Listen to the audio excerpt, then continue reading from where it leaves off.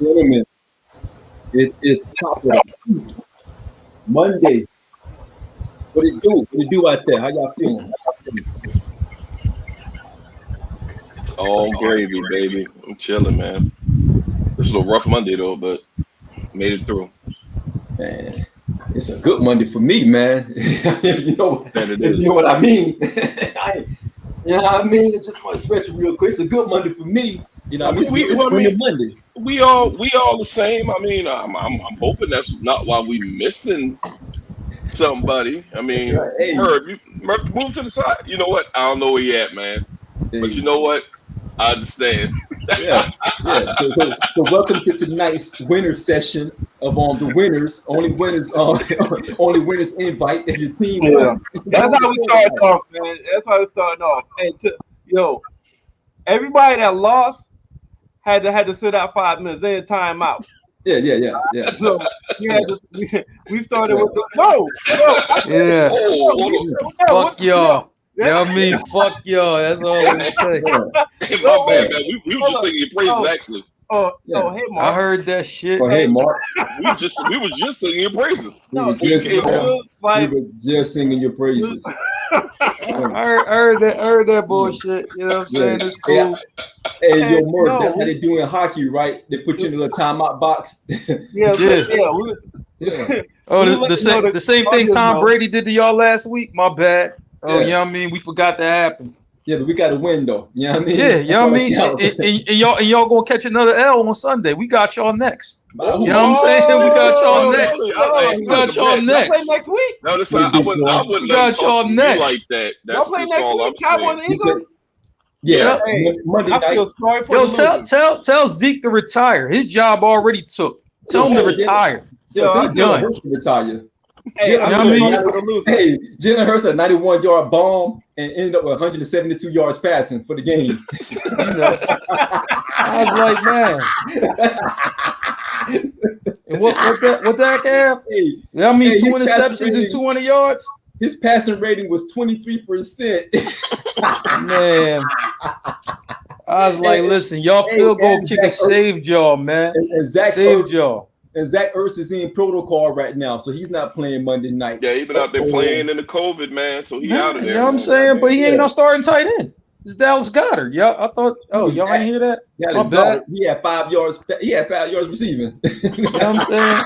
I just like, man. I mean, Ertz ain't even a starter no more, man. Nigga, Shawn brought the receipts. Yeah, I always got receipts, baby. Yeah, so I know. You know what I mean? Let's get into it.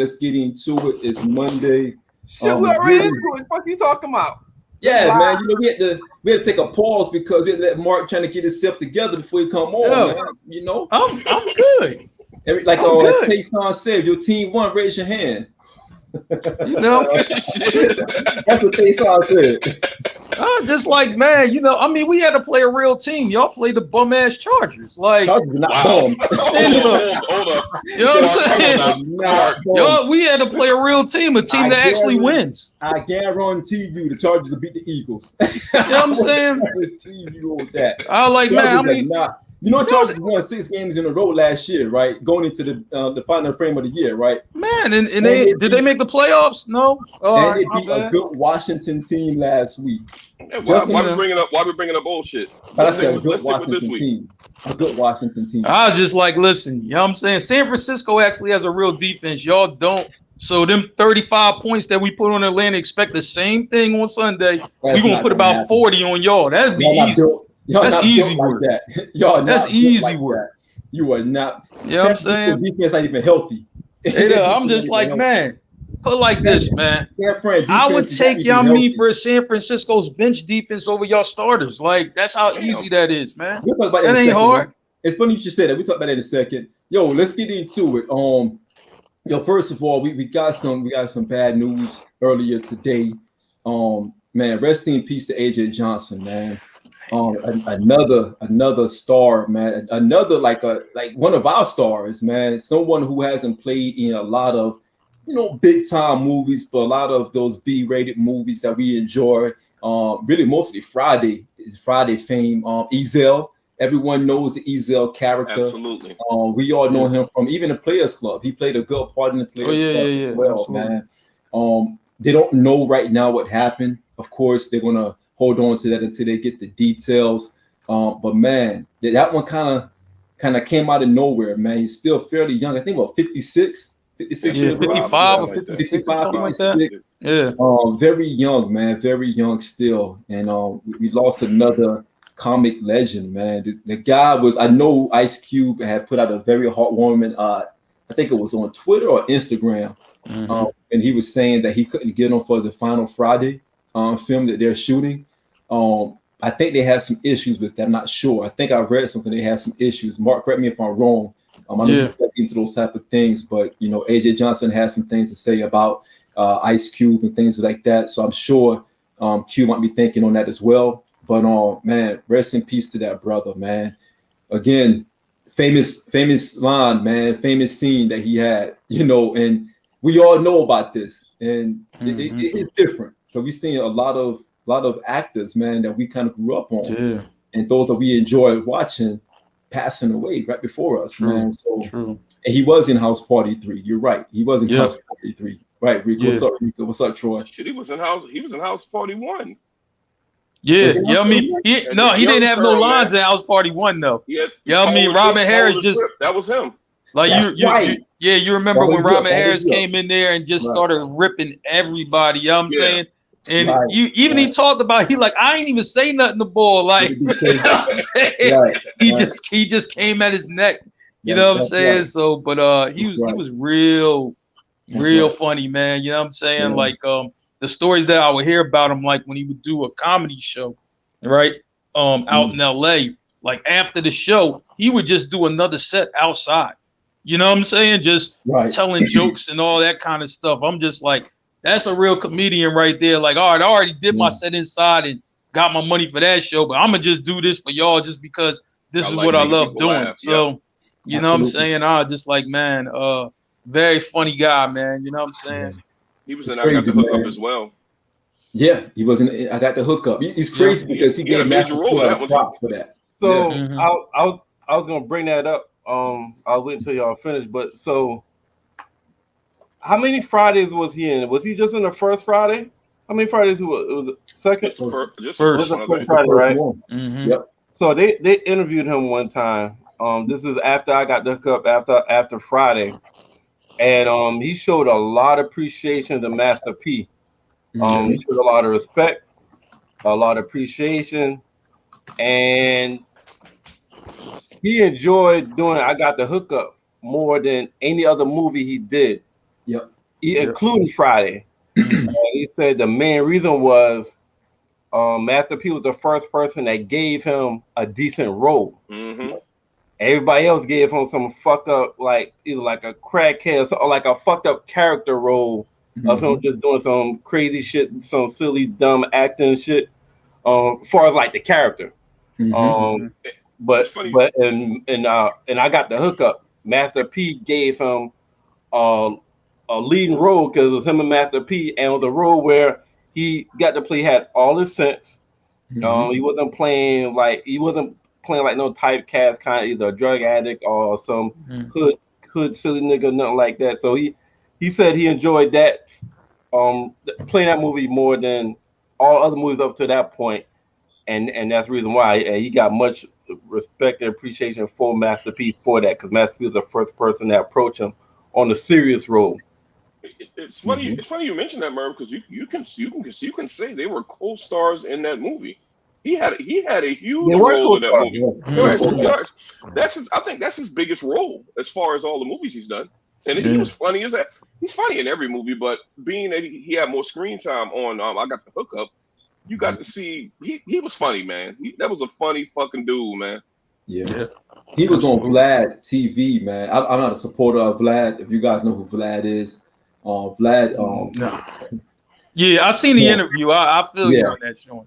Vlad is a cornball, man. I don't have no love and respect for Vlad, man. He's an instigator of the culture, anyhow. But he said some things, man. He was very honest. To Murr's point, you know, he always gave Master P credit for that I Got the Hookup movie, because he was always typecasted. They tried to typecast him to be like either, you know, the crackhead or just someone like really who got clowned, who got sunned and all that. Yeah. Yep. And he said Master P came to him with a good role to give him some better range. That he wanted to showcase his talent from just being a comedic talent, but also just being a good actor. And he's always had respect for Master P for doing that, man. So, man, rest in peace to that brother, man. Yeah, no doubt. Much blessings for his family, man, that they can get through the challenging times in their lives with his passing. And man, may his soul rest in peace. Sheesh. Right. Yo, fellas, let's do some NFL, man. Let's do a quick NFL spill, man. Week 2 takeaways, man. Yo, Marc, I'm gonna start with you, man. Since your team won, what was your takeaway for week 2, man? How you feel about week 2? Any surprises? Anything caught your attention? I tell you what, man. If I say all the time, football is the ultimate team sport. Of course, the quarterback gets all the blame, gets all the glory. But a lot of times it's sometimes they either get too much glory or they get too much blame, because if your defense is suspect, it's hard to win. If your defense is great, it's easier to win. But if you got special teams and all that, a complete team is even more.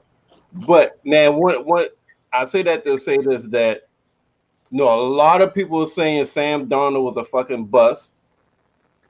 A lot of people are saying that there was a wasted pick, et cetera, et cetera. Just give him a lot of. They're blaming him for the Jets. But Jets haven't been good in a long time. The organization is still trying to find its identity on all levels, as far as like offense, defense, and special teams. They're still trying to find the coach to give them some identity. They've been struggling. And a lot of times, players that went to the Jets, it's become like a graveyard where their career has declined. Le'Veon Bell is learning that. So Sam Darnold went to Carolina. I don't know if y'all been paying attention to Carolina Panthers, but they're undefeated. They're 2-0. And Sam Darnold has looked really good, very impressive. His quarterback efficiency. He's got multiple touchdowns in both of the games. I think he has 250 yards plus in each game. And has good completion percentage. But he has talent around him now. And he has a defense. Carolina defense, they're young, but they've grown up very fast from last year to this year. And it has shown in these 2 weeks right here. So it's just like a prime example that football is, ultimate team sport. And a lot of times people get blessed on which organization they go to and play with. So that's probably the first thing that probably one of our biggest takeaway in week 2. Raiders is undefeated. Raiders look good. Dallas may have to make a decision sometime soon. I don't know what the hell is going on. Zeke got that big money, but Pollard has outplayed Zeke in the first 2 weeks. Like they've actually leaned more on Pollard, it seemed like in week 2 to win the game. They definitely have to make a decision. I mean, decision might have already been made with the money, or maybe they could trade Zeke. I don't know, but Pollard has looked great. Ravens finally beat Kansas City. Well, Lamar Jackson has finally beat Kansas City. He was winless against Kansas City and Mahomes until this past. From the pistol, keeping himself untouched. I don't know what's going on with Wentz. Man, Wentz is like Mr. Glass from the movie Mr. Glass. He has a sprain. He has sprain in both his ankles. He has sprain in both ankles. And Bucks have reached out to Richard Sherman to play in the secondary. It's crazy. Vince, Marc, I mean, you guys did the right thing. I remember you and I were talking about Wentz and his situation, and you guys got. I said it a while ago. I was like, he's a diva, and I'm gonna say like this: Philadelphia is no place for a diva in any sport, period. If you look at the guys that came before, a Carson Wentz and Ben Simmons in basketball. You had, Randall Cunningham, you had Reggie White, Allen Iverson, Dr. J. I mean, these guys, put it out on the line, laid it on the line every single game. You cannot do the diva shit here and expect to be a winner. You know what I'm saying? Eventually, that type of behavior catches up with you. Yeah. And it didn't end well for him here. And I was like, man, I hope that a fresh start, would help him out a little bit. But this injury bug, keeps going. And here's the thing, I'm saying? Even in the first game, he didn't look that great. You know what I'm saying? He was looking a little better this game, but he got knocked out the game. You know what I'm saying? They're not saying what the timetable is, how long he'll be out, but he'll certainly miss games. I mean, a sprain is a sprain. And if it's a high sprain, high ankle sprain, or anything like that, that's going to keep you out, a few games. Yeah. But the injury bug, kind of went around. It wasn't just Carson Wentz. It's a lot of guys that went down. I could start with my team, Brandon Graham, out for the season. I saw that. You know what I'm saying? That's the captain of our defensive line. He might not be our best player on the line, but he certainly, knows how to call that shit in. You know what I'm saying? So I mean that's bothersome right there. The talent I still think is there for the line, but just, that leadership is probably what I would worry about. You see some other guys that went down, and you're just like, man, football, you got to remember it's a violent sport, and people get hurt. You know what I'm saying? And guys who you count on to play, they might not be there. You know what I'm saying? But I'll bring up a positive note. That Kyler Murray, Lord, I mean, I'm going to say like this. Have a good time. Really, you're going to have a problem trying to stop him because he throws on the move. I mean, he can run. He's looking downfield. You know what I'm saying? I mean, that guy just can go. I mean, and they give him all the weapons. Hey, I was just about to say that his receiving core is on the low, very, very good. I'm like, very on the low, sneaky good. And I'm gonna say like this, right? Everybody, we know D-Hop.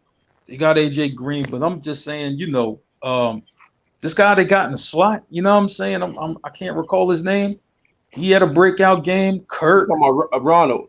Yeah, Ronald. Yeah, or Rondell, whatever. Right? I'm just the guy. Kirk. He's out there. The back catches out of the backfield. That is a load to handle because it's like you got to account for multiple guys and him. So I'm just like, man, he's special. Like I'm gonna say like this: if you have a chance to, and Merv, I know you're gonna be able to see him more than we do, since you're out there in the NFC West. But if Arizona on the TV, I would just say, just keep it right there. Yeah. You know what I'm saying? Because you might see something very, very exciting. The NFC West is tough, man. NFC West is probably the toughest division right now in football. Man. Shoot, and let me ask one more question since we're in the NFC West. Seattle, they gave away a game yesterday. You know what I'm saying? A game that they could have won. Like Seattle does that though. They don't jump out on the team. Right. That's kind of wild, Nah, that has been their pedigree for the past couple of years now. Some reason that's what they do. They'll jump out on the team. Yeah. And they'll let them back in the game. But here's the thing, this year. Let me ask this: Would this be the year where, like, all right, like a lot of these games go like that and they miss the playoffs? You know what I'm saying? Or will you think they'll be able to get together? I know it's early, but I'm just saying, like if this, it's hard to win like that. Season and season and season again. That's not the easiest thing. So Seattle used to make mistakes like this before, but 4 years ago they had a kind of defense where if they make a mistake, the defense is going to cause the other team make a mistake, or they're going to get the ball, but they're not going to really suffer from that mistake. Yeah. So there's a lot of times where Seattle would stall. They go in a little 3 or 4 straight series where they don't do shit. but their defense was so great that it didn't affect them. And then Seattle always been a streaky team, but the defense made them seem more consistent. They kind of almost like Seattle's almost like a basketball team. They go on runs. They go on runs where by 3 or 4 straight drives they score, but they also have like by 3 or 4 drives they don't do it.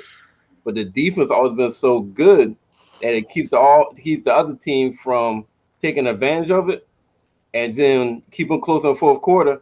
You got a quarterback like Russell Wilson, and then fourth quarter, last 5 minutes, he's normally clutch. He always had a defense to keep them close. Or if they get the big lead, they had a defense to keep that lead. It's not that anymore. It's really just Russell Wilson and the offense. Yeah. Stats, what stood out to you, man, for week 2? What was your standout? Any surprises? Any early concerns? I'm not sold on fucking Carolina. They beat the fucking Jets week 1, and they beat the Saints team that had 8 coaches out, like 7 starters out. So I'm not sold on them fucking bums. I'm sorry, Dang. just not. The Raiders. Look out for the Raiders. They're flying below the radar because you got you got Kansas City in that division. Yep. But they 2-0. They beat the Steelers. Yep. And that's a tough division. That AFC West division ain't no slouch either. I think the Broncos are even fucking 2-0 now. Nobody saw that shit coming. No. And the Kansas City Chiefs are 1-1 after the loss last night. So you got the Raiders 2-0, and you got the Chargers are 1-1, and you got the Broncos who are 2-0. Don't know how long that's gonna last. The Broncos D tough though. Yeah, you got defense is tough. Both the D ends was out. Von Miller was out, and the star rookie defensive end they drafted was out. So there was a lot of people on defense last year, and that's always been their staple. So that's why they struggled last year. And their quarterback situation. Von Miller's back. I forgot was it Chubb? Bradley Chubb, yeah. Chubb, he's back. And he brought in Teddy Bridgewater to play quarterback to give him some stability. Finally, since what's the quarterback since Peyton Manning left. Mm-hmm. He's probably the most stable quarterback they've had. Yeah, they tough. The AFC West is also tough. But man, week 2 was another good week. Love football, love the winning. My two quick hits off of this for week 2 that I'm concerned about, but not really. The defense is what you're looking for. In 5, Hurts taking a deep shot. He's got his man. And I was in the lab like, yo, this kid might be special, but coaching is going to hold him back. Just like with the Cowboys' poor coaching, I think it's going to eventually bite us. I think with the Eagles having a very new head coach with a very little experience, because there was some horrible play calling when they got in that red zone. And we suffered the same thing on Mike McCarthy. That's Philly special. What the fuck was on 4th down, really? And it was crazy. Yeah. And I saw that, man. I got nervous, but then I went back and looked. Third play, it's Herbert. Intercepted. That kid Diggs is for real. I told y'all last year that Diggs is going to be for real this year, 2nd year in the league. That kid is special, man. So, Mark, we'll see, man. It should be a good game. It should be a good game. We both got injuries on both sides of the ball. We both got some problems with coaching. Mike McCarthy may not make it after this season. The way my offensive coordinator is calling these games, he's calling a phenomenal game, Kellen Moore. So he's going to get looked at as a head coach. If Jerry Jones do the right thing, he'll either give Kellen Moore a lot of money, like he did Jason Garrett, to try to keep him, or he's let Mike McCarthy walk if we don't do nothing, do no damage this year. I hope it ends in a tie. It's starting to show more and more now that he was saved in Green Bay by Aaron Rodgers a lot. And that's why they didn't win multiple championships or couldn't even get the NFC championship game with Aaron Rodgers at the helm. So that's telling you a lot right now with that guy. I hope shit ends in a tie. That's me though. And there you go. The most fugazi part of the NFL, where you talking about team or player, the most falsified thing with NFL is fucking Jimmy Garoppolo. It's fugazi. He ain't real. You talking hey, about? I mean, hey man, listen. No, Jimmy. I've been telling y'all this for the last 3 years, man. He needs to he should thank the Eagles defensive coaching staff for not even running up not one blitz on him, not one. You know what I'm saying? I'm just like, man, you got him on 3rd and short or 3rd and for a few, and you don't run no blitz. I don't care I don't care how good your defensive line is. Sometimes you just gotta bring pressure, just to let that motherfucker know, you know what I'm saying, that we come. You know what I'm saying? And I think, to be honest with you, overusing your front four like that, can get them a little more tired than what they need to be. San Francisco understood this and made adjustments. You seen corner blitzes, you seen safety blitzes, right? And I'm looking at where our blitz. We don't use that. It ain't in the package. I'm just like, yo, that type of stuff, man, will get you burned on 3rd down time and time again. If they know you're not going to bring pressure and your offensive line is decent, that means you're going to have time. And if you have time, you're going to have time to complete passes. Yeah, but do it next week, please. Do that next week. So yo, let's keep it moving, fellas. Let's get into Marc's top 5, the Marc 5. We want to kick off with one of Marc's favorite artists, T.I. T.I. dropping his last album. Marc, do you believe this? Do you think this is it for T.I.? Do you think he's actually going to just go ahead and drop this last album and get out of here? I mean, T.I. has a lot of other projects. I understand that. Also, he's under some legal scrutiny as well. No charges or anything, or anything of that nature. But it's kind of a lot going on with him. So I'm like, man, probably at this time, it's just like, yo, let me go ahead and drop this or whatever. And T.I.'s kind of, it's crazy because it's just like, I think he's been a good artist, but it's weird because it's like he'll go from the party shit to the street shit and back to the party shit. And it's like, to me, I'm just like, yo, like, when you think T.I., at least when I think him, I don't think about hearing all these party records from him. You know what I'm saying? I'm like, yo, I want the street shit. You know what I'm saying? You could throw a couple party joints in between there. But I'm like, man, people fuck with Tip like that. It's more street shit than party shit. And then sometimes when he go in one bag heavy, he'll just stay there. And then you be like, yo, what was this? The T.I. dance hall hits? What is this? Like, so that bothers me a little bit, that sometimes he switches it up. And I'm just like, be true to who you are, man. All this other shit is just not necessary. Well, T.I., I think he's being true to who he is. T.I.'s in my opinion, he's a mood writer. His album, he's a situational mood writer, right? So his albums most of the time has been dependent upon either his current state, his current environment, or his current situation. Whether it's dealing with legalities, or whether it's dealing with like the street, or whether it's dealing with controversy, or if he's feeling like happy, like everything is going good, and then that's when he work right like the party shit, because that's what, like happy music. That's what he does. Like if you go and look back at all his albums, most of his albums, you listen to the albums, then you try to look up articles about him doing that point of life, they correlate.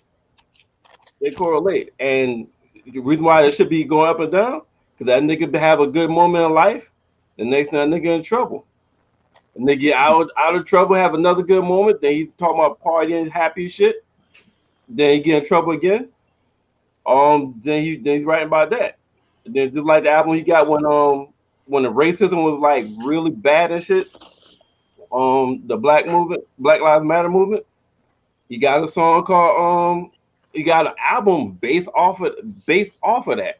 So he's a environmental, I don't know what you want to call it, whether it's a mood or is it situational, but that's how he writes. What he's feeling, and his feelings is depicted amongst the current situation that's surrounding him. Hey, that's nice, but we ain't feeling it. That's the problem. We ain't feeling it. You know what I'm saying? I like, man, stay in your lane, boy. Yeah. I don't think that nigga writes for like.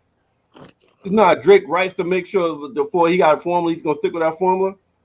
I don't think T.I. ever really wrote the damn That nigga right based on what you feel, and nigga feel it, then fuck it. Almost just like, I mean, the same thing what made him great.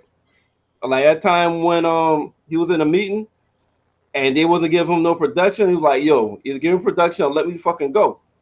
And like, all right, you gone. Like, oh shit. All right. And nigga regroup, nigga hit the streets, boom, boom, boom, boom. And nigga always moved to his own accord. Yeah, and that's why the last albums weren't that great. So this is the last album. That's debatable.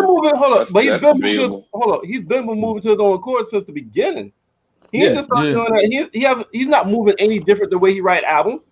Right. Yeah, but the thing is, you know what I mean, for that philosophy caught up with him, you know what I mean, and the last albums weren't all that good. You know what I mean? Y'all didn't fuck with Libra? Y'all ain't fuck with that? It was all right. I don't think y'all like Libra? Nah, them niggas all from up top, so I mean, you got to check that. No, you know what I mean? For it ain't that. You know what I mean? It's just like the shit was all right. Right, I mean, for, you know. Okay. Speaking of I hate to see him go because he'll fucking destroy most of them rappers up top. So it's not even close. I've already I bet a lot of niggas don't like T.I. A lot, yeah. I've already noticed that. I like T.I. I like T.I. I hope niggas don't like T.I. That's T.I. thinking. T.I. think that, but that's not true. That's not true. Nigga, I'm going from what I see. Like Busta in the Rhymes group, called like T.I. out because T.I. be running his mouth too much. I'm going from what I see, nigga. I ain't going from what I'm going from what I see. Let's keep it hip hop. Yeah, let's go. Damn, him running his mouth. So all right, let me see this. So Stacks, one of your new favorite groups, Griselda, you're welcome. Our boy West Side Gun want to executive produce Jada's album, man. And you guys know that Griselda sound. I mean, we hear it a lot now because they're cranking out music almost every month from that camp. So I know you and Marc are plugged into that Griselda sound. And West Side Gun said him and Jada was actually talking about doing some work together. And he wanted to produce that project. Personally, Jadakiss in that Griselda vibe in that camp, that's what Jadakiss need. That's an album that's going to be strictly for the streets. Mm-hmm. It's not going to be for popular consumption, but it could potentially be what Jadakiss really, really needs. Man. What do y'all think? Just him. Go ahead. You let me talk, man. Nigga, didn't I just shut the fuck up? I said, finally. Go ahead. Okay. What you talking about? This is going to be special. Griselda and Jadakiss. If this happens, it'll be one of the most. It'll be highly anticipated. I hope it happens. And it's like you said, Shawn. I don't think we'll be pulling no punches on this one. We know how street Griselda is, and I don't think it's gonna be no club shit on there. Maybe one for the radio or whatever. But man, this album, if it comes to fruition, it's gonna be something that's fucking grimy. It's gonna take you back to fucking Al Qaeda Jada days. I'm trying to tell you. I'm excited, man. I didn't know about this. Yeah. Well, I would say like this. I would like everybody, yummy for who's in this genre to get parts on this album. One thing about the Griselda camp where I give a bunch of respect to is that the guys that moved before them in this genre, they've reached out and linked up with all these guys. Every time, they come to the city, you always see them around there. They were Conway was just here in Philly, with Freeway and Beans. You know what I'm saying? They talking about cooking up something. Leak Moss running with Benny the Butcher, he was up in Buffalo last week. So, you know what I'm saying? I'm just like, man, I would like to see some of these old veterans, that we love. You know what I'm saying? On this stuff with Griselda, you know what I'm saying? And Jadakiss, if he can kick this off, man, with West Side Gun, could you imagine what it could lead to, coming up after that? I'm like, man, so that means we can get Jada, we can get Styles, we can get another Locks joint. You know what I mean? We can get Stay P in there. You know what I'm saying? We can get that whole thing, banging, man. You know what I'm saying? All them type of guys, man, to just move on it like that. Oh man, that'd be crazy. So, Mark, I got a question because this is what it's kind of. Is it me or it seems like Griselda is trying to revive the streets as far as the street side of rap, and they trying to. It's like they are trying to put their personal touch and bring it in, and trying to work with some of these long time street legends as far as hip hop goes. Do you kind of feel like it seems like all of the people you say hanging with seem like he's like, hey, we can bring some of this shit back and keep this shit real street, bring this shit back to real hip hop. They've been doing it because it's a lane for it. You know what I'm saying? That's number one. And then number two, one thing, here's another thing that Griselda's doing, because I've seen it in my city, so I know they're doing it in other cities. They scouting who the next street guys are in those other cities. You know what I'm saying? I was like, man, so I'm like, because I'm like, them reaching out to Leak Moss from OBH, I mean, AR Apps crew. I'm like, it's probably a guy in Cincinnati they probably rocking with. It's probably a guy in Charlotte they rocking with. Probably a guy in Orlando, you know what I mean? Some guy out in LA. So I'm like, I'm thinking they really doing their homework based on, who they like and who they hearing. And I'm like, man, so I think a movement is bubbling low, but it's coming. You know what I'm saying? For a while, though, Mark. I mean, it's one thing is to be them, but I'm saying I think they're gonna take some of these people that we ain't really heard of, because I don't know who the guy in Cincinnati is, but the people in Cincinnati know who he is. You know what I mean? And they just like, yo, he linking up with Griselda. Oh man. So I think, I think down the road, we're going to get treated to some real spitters. You know what I mean? And like, yo, I don't even know who this dude is, but this dude nice. Because one thing about the Griselda camp, they not one of these, you know what I'm saying, well, we got to shine by ourselves. Nah, they want to put everybody on, man. So it's just like, yo, we just going to get in there, you know what I mean, like Royal Rumble type of thing. And the last man standing is the last man standing. That's the way they rap. You know what I'm saying? So I love it. What's up, Chris? What up, Chris? Yeah, what up? Yeah, Chris. I don't see that happening, Chris, with Griselda and the Jay album. Jay is not in that zone. And Griselda, like Mark mentioned earlier, Griselda is more looking for that gritty rap right now. I told you guys about a year ago about Stovegard Cooks. In one of our new music recaps, and I will tell you guys about Stovegard Cooks. And he's been hanging with them very heavy. He was on that last album with West Side Gun. West Side, yeah, he was on that heavy too. He was on that heavy. I told you guys about him last year. So they're going out there after like the lyrical assassin. You gotta be spitting, and not saying that Jay's not a spitter. That's not what I'm saying. Jay is top notch, like echelon. He's on a different level. But Jay mentally, Jay is not there. He'll probably drop a line or two and talk about some old school, old Jay stuff.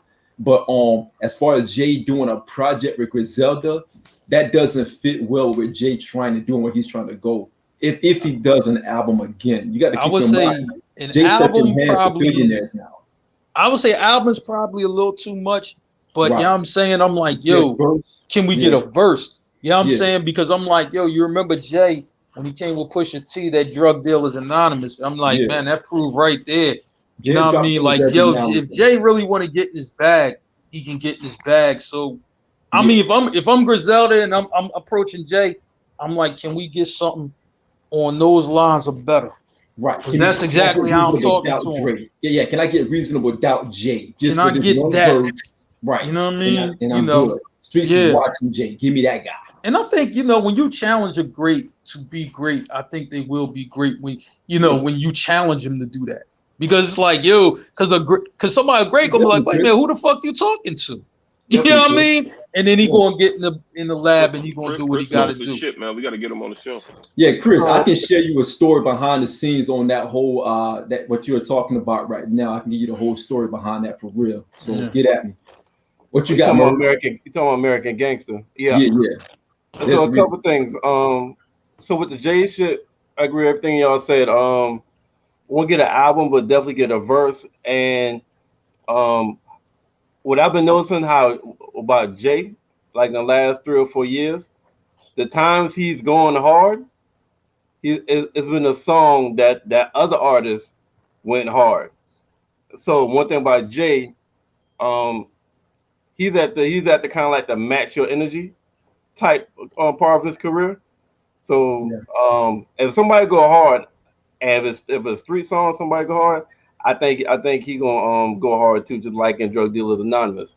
You gotta give him street shit.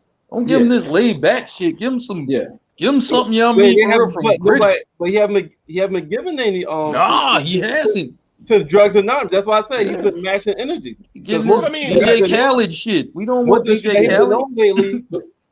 Most of the on lately has been like you said, DJ Khaled. He's been on Drake. He's just been on just about every Drake album.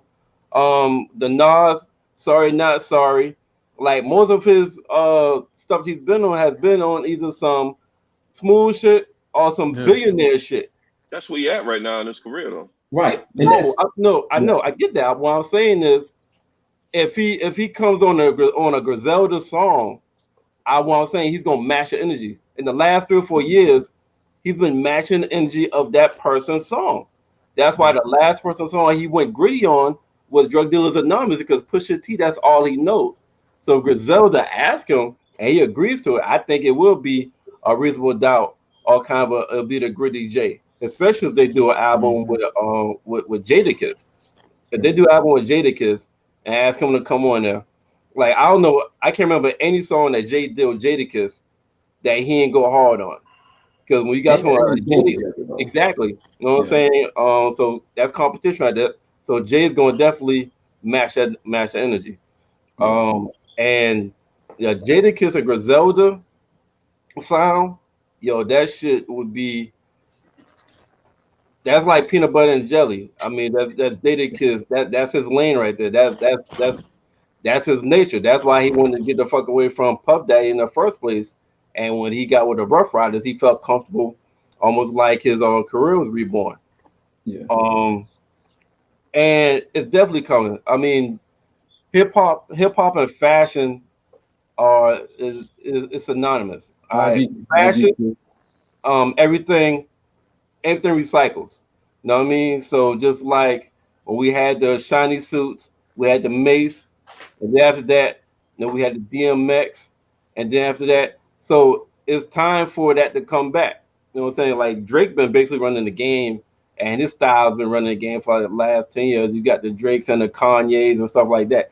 That's what's been kind of running hip hop since like DMX and Ja Rule. 50 Cent had a little in the middle. We had hard. Then he went kind of smooth with the R&B. So it's time. So it's definitely coming because, like I said, it's that time for it to come. So I could definitely see that coming in the next 8 months, where hip hop goes back to the street shit and the lyrics, because it's always recycled. No, I think it's been there for a while now, because that Griselda movement has been going strong for about a year now. I mean, you got Stove God Cook's been cooking up since last year. A lot of these guys, until Drake and Kanye dropped this year, the underground street stuff was really bubbling heavy. Even that Chicago drill movement was hitting really heavy. Griselda movement, of course. Everybody was really getting into that lyrical miracle stuff as of late. It has been a lot of glossy stuff. Drake took a couple of years off since Scorpion album, and he came back and changed the wave all over again. But Griselda's still dropping stuff. I mean, that whole camp, man, Armani, all those guys, man, they're dropping music every 38 Special. Yeah, I mean, 38 Special. I mean, they got so much that's pumping right now. I even have to give our boy, I know y'all don't like him too much, man, but Jim Jones been dropping some jewels over the past couple of years. I mean, and I think, we talked about that. I like Jim, Jim Jones. He got the best music out there. Hell was set. Right. Personally, you know what I'm saying? Like, I'm like, I'm sorry, you know what I'm saying? He still finds a way to, What's that? When I say Pyrex Picasso. All that stuff is coming out for the past couple of years. When I said like over the next 8 months, like, you know how before DMX, the biggest rapper, well, not rapper, the biggest movement of rap during that time, hip hop during that time, was the puffy, was the shiny, was the smooth shit. You know what I'm saying? Then DMX came and took over. He became the face of hip hop. So what I'm saying over the next 8 months, I think the new movement of hip hop, where even I think we'll get to a point where it is street, where Drake has to try to compete with that, as opposed to the opposite, where it's street, but they still compete with a Drake. Where the movement where it goes back to the streetwise, what I'm saying, and where the biggest person that's controlling hip hop would be more of a street nigga, more of a gritty nigga. I think it's heading to that. I'm gonna say like this. One thing I give Drake credit, man. If it's something, you know what I mean, for a record that's attacking the streets, Drake gets on it before, you know what I mean, for you really know about the record. You know what I'm saying? And I was just like, this is actually like vintage Jay-Z. You know what I mean? The way he does it. You know what I'm saying? Because he like, yo, this joint, this, like, and probably his camp is like, oh, this is about to be the next record that set the streets on fire. Right. Drake was like, yo, hit him up. I'm on it. You know what I'm saying? Drake, we are still in the Drake era. This dude had 9 top 10 songs simultaneously, man, on the Billboard Hot 100 charts. All 21 songs from Certified Lover Boy are on the top 40 charts. God damn, that is crazy. I'm gonna say this, and I'm gonna get killed for it. Yeah, please. Certified Lover Boy, based on all of that, as far as Billboard, even though it shouldn't get Album of the Year, it probably will. I don't think it will. Just let me finish. Now, I think that KD2 is the best album that came out this year. But y'all know how Billboard and all these places, all these fucking whatever the fuck they are, man. You know how they are, man. They go based off of shit like this. Whereas as far as the sound of these albums, I think KD2 sounds much better than it. But I mean, Drake is on a run probably that we've never seen. I mean, I think arguably one of the best runs in hip hop. If you want to be really, really honest, a decade in which Total Domination, he kept coming out with hits and records and records and albums and shit like that. But I just don't like the side where, I mean, I'm not hating on Drake or nothing like that, but he'll probably get Album of the Year, and he doesn't deserve it. He'll get it based on these numbers and not off the sound of the actual album. So I don't think he deserves it for this album. You know what I'm saying? That's all I would say. Not for this album. But your point says what I'm hearing when I'm reading and hearing is that the album was actually rated very low. It's rated low amongst like Billboard and these other industries that normally vote for Album of the Year and things like that. So it's rated low. It's streaming heavy, just like Kanye's album is streaming really heavy, but they're getting low, poor ratings. So even with the Album of the Year, he may get nominated just based on the fact that it's the name recognition and the streams. You cannot deny the streams, but it's being rated low. They actually got that J. Cole album ahead of Drake's album. Yeah, I've heard a lot about that. Damn. So, I mean, rated low. It's rated I would say like this. One thing about Drake's, like, I mean, this 10-year run that he's been on, he's been smart within these 10 years too. He's tried different things, but with himself. But it seems like, I'm saying, like, he's a guy who, reaches out to, the new guys, the guys coming up. He collabs with them. And this is what I'm just like, when you're an OG or you're getting to the OG level, this is what you're supposed to do as the big bro. And I think that's what he does, and I think he does it well, because you're just like, wait a minute, I ain't heard of this guy. Then all of a sudden, Drake's on the record, and then boom, for that guy goes on to have a pretty good career after these collaborations. You know what I'm saying? So I was like, man, it's good to see. You know what I'm saying? That he does that, and it's not because this guy has a hot record. It's more that Drake, just like, yo, I fuck with this artist right here. He don't even have his hit yet, but you know what? This could be something for him I'm gonna jump on there with him. You know what I mean? I gotta give credit where credit is due. When you see the, you know what I mean, for the artists, you know what I mean, for at the are at the OG level, getting to the OG level, you know what I'm saying? This is what you want to see them do. Now, some artists don't do this, and they just like, I want all the glory for myself, and then it's just like, that artist kind of goes as far as the music takes them, and when the music moves away from, or the vibe moves away from, then they kind of go middle of the road. You know what I'm saying? But it doesn't really happen with Drake because I think he always is reaching down, trying to pull somebody up. You know what I mean? For it to be great. As it stands, we're still in the Drake era. So here's the other thing about the album, why it's getting so much like the billboards and the streams and how it's doing so well. Most of us Mark. I don't know Mark if you still go out or not, but hearing the album inside your house, on your car, it hits totally different. Yeah. A party or a club or when the DJ plays it, like it I'm not explaining, but it hits so much fucking different. It sounds so much better when you hear that shit in like a club environment or a party environment or event.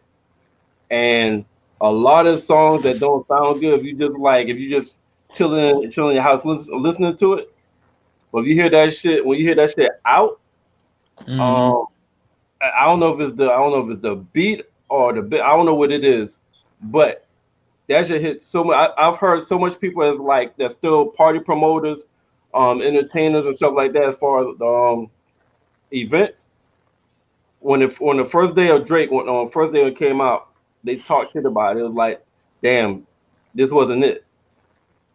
Within 7 days after the weekend has passed, a couple weekends has passed, those same people, and this is several people. I've seen several people do this. I'll make this comment. After a couple weeks, when they've been out promoting like their party or whatnot, it was like, yo, I know I said this about Drake, but god damn, they played about 4 or 5 songs last night, and that shit was lit. Like the sound hit different. Everybody was like, it sounds so much better. It just hit different in a party environment. Very good point. That also pushes everything, pushes other stuff as far as like the billboards and album of the year, stuff like that. So if he gets it, it'll be because of that part right there, that narrative or that because you're not bumping KD2 at like a party environment. So if he gets it, it'll be that'd be the one thing right there that kind of pushes him over the edge. That's sad. Yeah, that's the politics of the industry. That's absolutely trash and sad. That's not. Yeah, it's just not real. I mean, I don't like it. Yeah. Hopefully they'll because do the right thing. Because and I see what you're saying, Marvin. You're absolutely right. But that's why you have all these guys that can be MCs nowadays and not know how to spit at all. You can't even string together a verse. But if you got hella fire production and it plays well in the club, you ain't got to be saying nothing on the fucking beat. You're gonna have a hit. That's fucking trash, man. I just don't like it. I know that it is what it is. But I don't like it. But here's the thing, though, right? It's still Drake, and Drake is still known for lyrics. So you got a lot of people. Let's say there's a million people. You might have 400,000 people that don't like it, but you got 600,000 people that think it's great, that think it's classic material.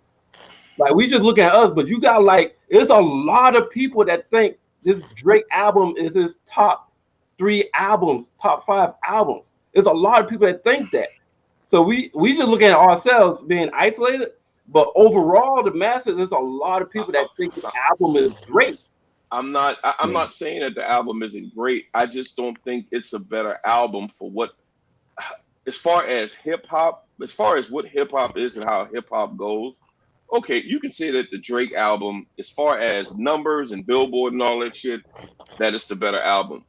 But as far as and I think Drake fans span more because you got the younger crowd or whatever. A lot of cats don't even a lot of cats know Nas, but Nas is ours. Like Drake belongs to, you know, the millennials, and Gen the cats Z I'm and talking all. about is our age. The cats I'm talking about is our age. What? The people I'm talking about is our age. That knows Nas. I'm talking. The people I'm talking about. I'm not talking about young people. I'm talking about people our age. I know several people. I know groups in our age that thinks that Drake album is really fucking great. It's really good as they top 3. It's a good. I never said it wasn't a good album. I just don't think it's better than KD2. It's not better than a lot of albums that came out this year. Oh, and for the record, KD2 to me is the best album that came out this year. But what I'm saying is, this is just like we just a small everybody that's just thinking. So it does have a good chance of winning because there's a lot of people that thinks the album is a really good album. That's all I'm saying. There's a lot of people think the album is a great album. Certified Lover Boy is great, but what I am saying is I don't think that the standard for greatness should be how it plays in the club. I never thought that. Nah, shoot. Well, it seems like the standard is more streams than anything. I'm not saying that's the standard. That's what I think. Right. Merv, you just said that they're talking about the sound. It sounds different when you're playing in the club or whatever, and that's fine. And I totally agree. You got some shit that's going to rock in the club regardless. But I just it annoys me that people will take the shit how it sounds in the club and place it as better than the product that KD2 was, if that makes sense. I'm not shitting on Certified Lover Boy. Right. I never said it's better than KD2. I'm just letting you know that people here in the club has made them go back and listen to it again. Right. And they listen to it again and be like, oh, and they develop. I like the album. I like it. Develop love for it. It's like, yo, okay, I fuck with this shit. It's outside music. And Merv, also KD2. Right. I agree, Shawn. It just has some, man. It's for us, man. I mean it's hard to explain. I know people fuck with Drake that are our age, Merv, but it's just the message that Nas is sending in some of these fucking songs, the OG shit, and it just, to me, it's more for the hip hop heads that aren't necessarily those guys that listen to, you know, noise on beats. And I'm not saying that Dre is noise on beats. But I'm not if you see what I'm saying, I'm not a beats person. That isn't that important to me. How a song. Yeah, grown man hip hop. Exactly what that's what I'm getting at. Grown man fucking hip hop. Drake did what he was supposed to do. He latched himself on to some of the hottest artists because about 80% of that album has featured guests on it, right? And every featured guest is the hottest artist that these kids are listening to and that we're listening to right now. You know what I mean? You got Durky Yo, you got the Lil Baby, you got the hottest artists that's pumping out music right now, getting all the streams, and they're on Drake's album. They're also on Kanye's album. So it's like almost a booster, right? Like if I reach my arms out long enough, I got other people that can. Now I got your audience. I got Lil Durky Yo's audience. I got Lil Baby's audience. I got Future audience. I got everybody audience on my album. And his whole rollout was going to every city on their billboard saying, hey, I got your favorite rapper on my album. Like that was his rollout. That was ingenious. That shit was ingenious. I mean, and I'll make one more point about this and then I'll be off it. I'll say like this, you know, I understand that, you know, Drake, you know what I mean, for he got the artists on his album. Kanye got a lot of the same artists on his album. But I was just like, the reason why I thought the Drake album was better than Kanye because it played better. Because I think Drake, you know what I mean, he already worked with these artists before this album, well before this album came out, and he kind of understands how they work. And I think Kanye was just, yo, man, let's just throw darts at the wall, see if they stick. Right. I usually do my own thing. I really don't fuck with y'all niggas anyway. Right. So it kind of sounded like if you listen to Kanye's album, it's like, well, I mean, them niggas is on there. I don't really know if this song matches this artist, but they on there. Yeah, I think that was the difference, and that's why Drake's album I thought was better. Exactly, one of the main ones I thought. And Merv, just to give it a little bit of context, and you know how I am. When it comes to hip hop, I'm kind of like that get off of my lawn old guy, and I know that about myself. I don't like it's some artists that are very, very hot that I really don't know much about them because I don't really give them a listen like that. Like that Lil Baby's real hot. I don't think I've heard a Lil Baby album. I mean, I know that sounds terrible or whatever, but it's just not my twist. Right. I got on it because Marc put me on it over a year ago. Marc was like, yo, man, check this out. And I started listening to it. I'm like, yeah, these little kids, they're getting it in. But to Marc, we'll close this one now so we can get into the main topic.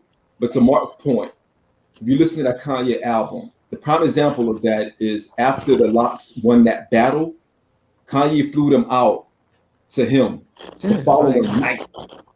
You know what I mean? To lay tracks. And I think Joe Budden said it, that it's cool that he did that, but it's not cool that he did it because you know who the Locks are. You know who Jadakiss, Styles, and Sheik are, right? Yeah.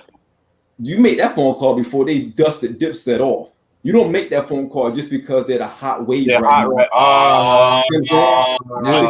He flew them out the following day. Like they flew out to record Jesus Lord the following day after the battle was over. Send the G5.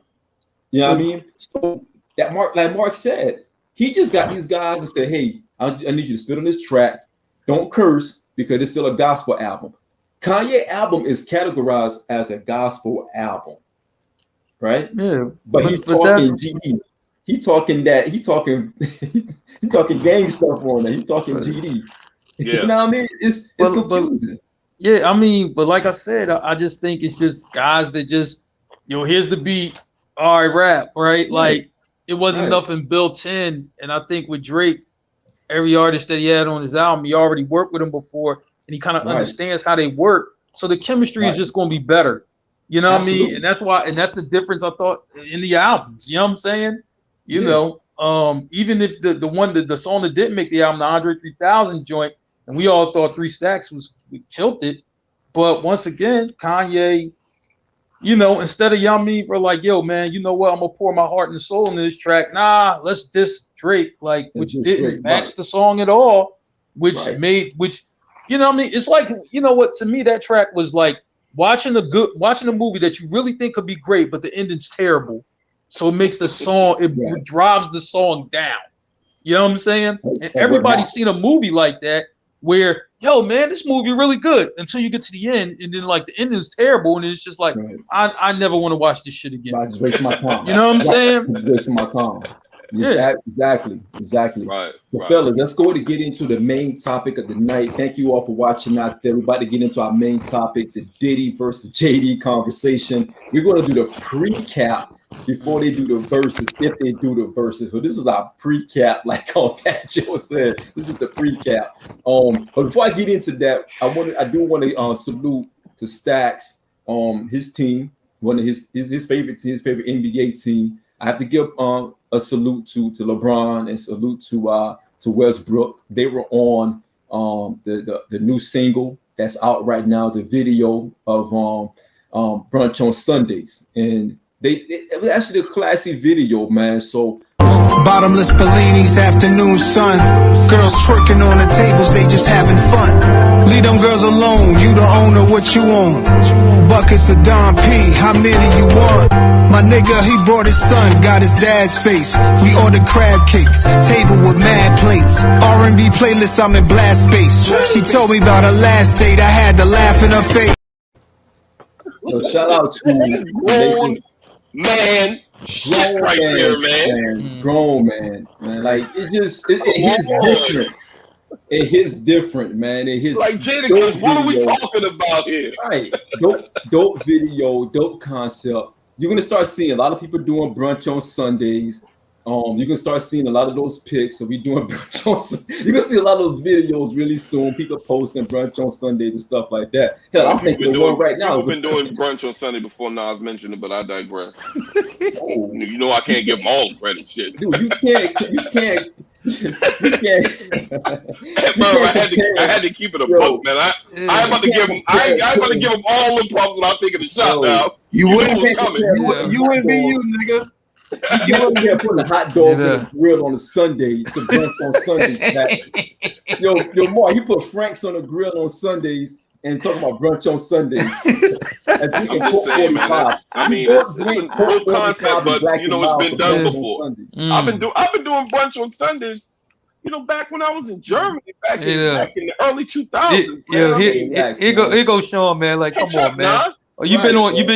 You just got your smoker grill and that's it. That's your brunch on Sunday. Stop. That's Shawn saying that. You know what I mean? You go. You can't smoke Frank's on Sundays and say brunch on Sunday. You can't drink a Colt 45 and smoke a Black and Mild and say brunch on Sundays because that's not Colt 45. You can't smoke Marlboro cigarettes on brunch on Sundays. But let's get into the main topic, fellas. Let's see what Diddy had to say. Snoop, this is big. I don't need Jodeci. Play something. Don't go to Jodeci. Damn, I forgot about them. Don't forget about them. Don't forget about them, Snoop. I forgot about Jodeci. Don't forget about them. Sign the paperwork. No. Yo, Snoop is Merv and Stax jumbled in one. The instigators in a sneaky way. Snoop in the background said, "Damn, I didn't know Puffy had Jodeci. Like he know Puffy had Jodeci." Snoop made that fucking video, man. Cause Snoop smoking his butt and just talking shit. Like he just hey, you talking about throwing fucking fuel? You talking about throwing fuel on the fire? Right. I'm gonna say it like this. I'm letting y'all go first. I'm gonna go last. You know what I mean? So I'm gonna go last. Start, man. Let's start with Jermaine Dupri. Let's start with So Def, man. I want to start there because I kind of went back and forth on this in the beginning. I was like, man, JD got some records. JD got some heavy records at that. He got a lot of people. He know a lot of people. He got Mariah Carey's best album, one of her best albums in the tuck. He got Confessions 1 and 2 in the tuck.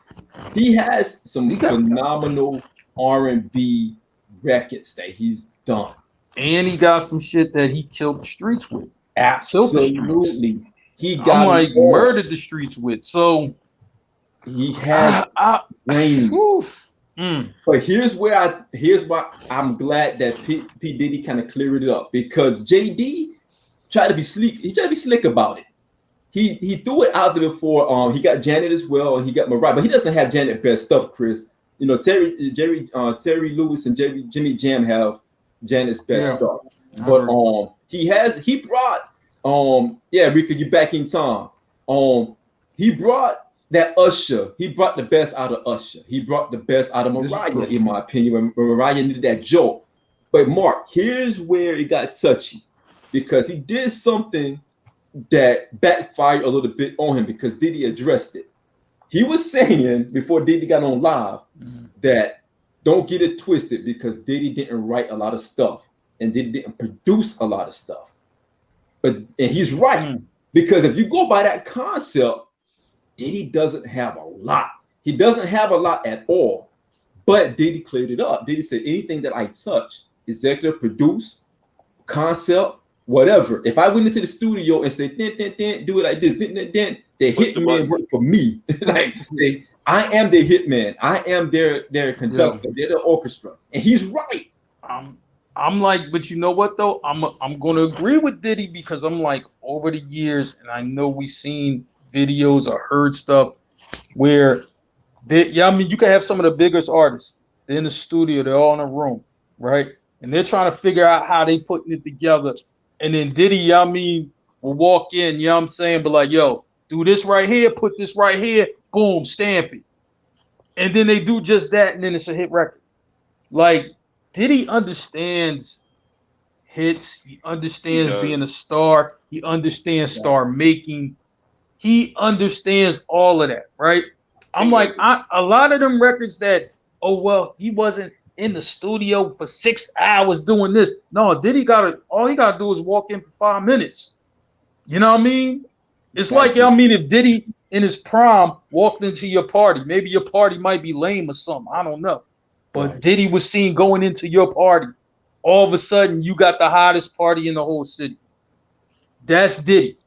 That's who he is. That's who he's always been. He don't got to be around long to sprinkle that stardust on you to make your shit hot. He don't got to be around for 6 hours whipping it up. He just walk in and just be like, "Hey, nigga," you know what I mean? And you a star, and your record's a hit. It don't take long. Before we spar, does anyone have Jermaine Dupri? Does anyone have Jermaine Dupri? I want to know so we can navigate this right. I don't, but it wouldn't be. I think a lot of people think it'd be a blowout, but shit, Jermaine Dupri got a lot of shit. He has a lot. All right, go ahead, Merv. Watch out. Watch what I'm gonna hit y'all with. Watch what I'm gonna hit y'all with. I see that look. I'm not saying he beat Puffy. Okay. But he got shit in tough. Hey, I feel you on that. I feel you on that. Go ahead, Merv. But watch how I'm gonna hit y'all. Watch how I'm gonna hit y'all. Hold on. So is it unanimous or somebody got JD? I don't think nobody got JD. I don't have JD. Okay, I just wondering. Chris, I think it's a blowout, Chris. It's not. I think it's a blowout. Okay, we can spar with that. That's good. I'm gonna tell. I can tell you how it can be, but I'm gonna let y'all go. Yeah. So here's the thing. Here's the thing. I don't know if you ever heard this phrase before. Come on live, Rika. Yeah, bring your ass on. Shit. Hey, but we want to hear it, Rika. We want to hear it. Yeah, bring your ass on. Yeah, we've been asking you to come on this motherfucking Monday night show for a long time now. So let me send her the link. Let us send you the damn link. Yeah, just send her the goddamn link. Come on, Rika. Stack, send her the goddamn link. That's your classmate. If you got a bonnet on, we don't care. Come on. If you got do-rag on, we don't care. Man. Hey, if you got a bonnet, we care. no, we don't care. Come as you are.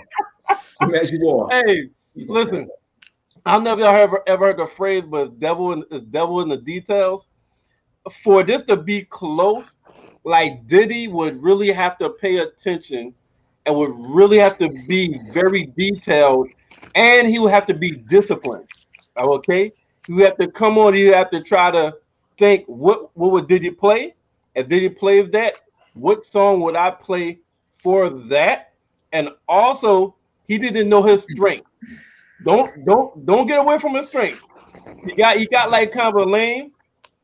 Play his lane that's gonna be the strongest for him.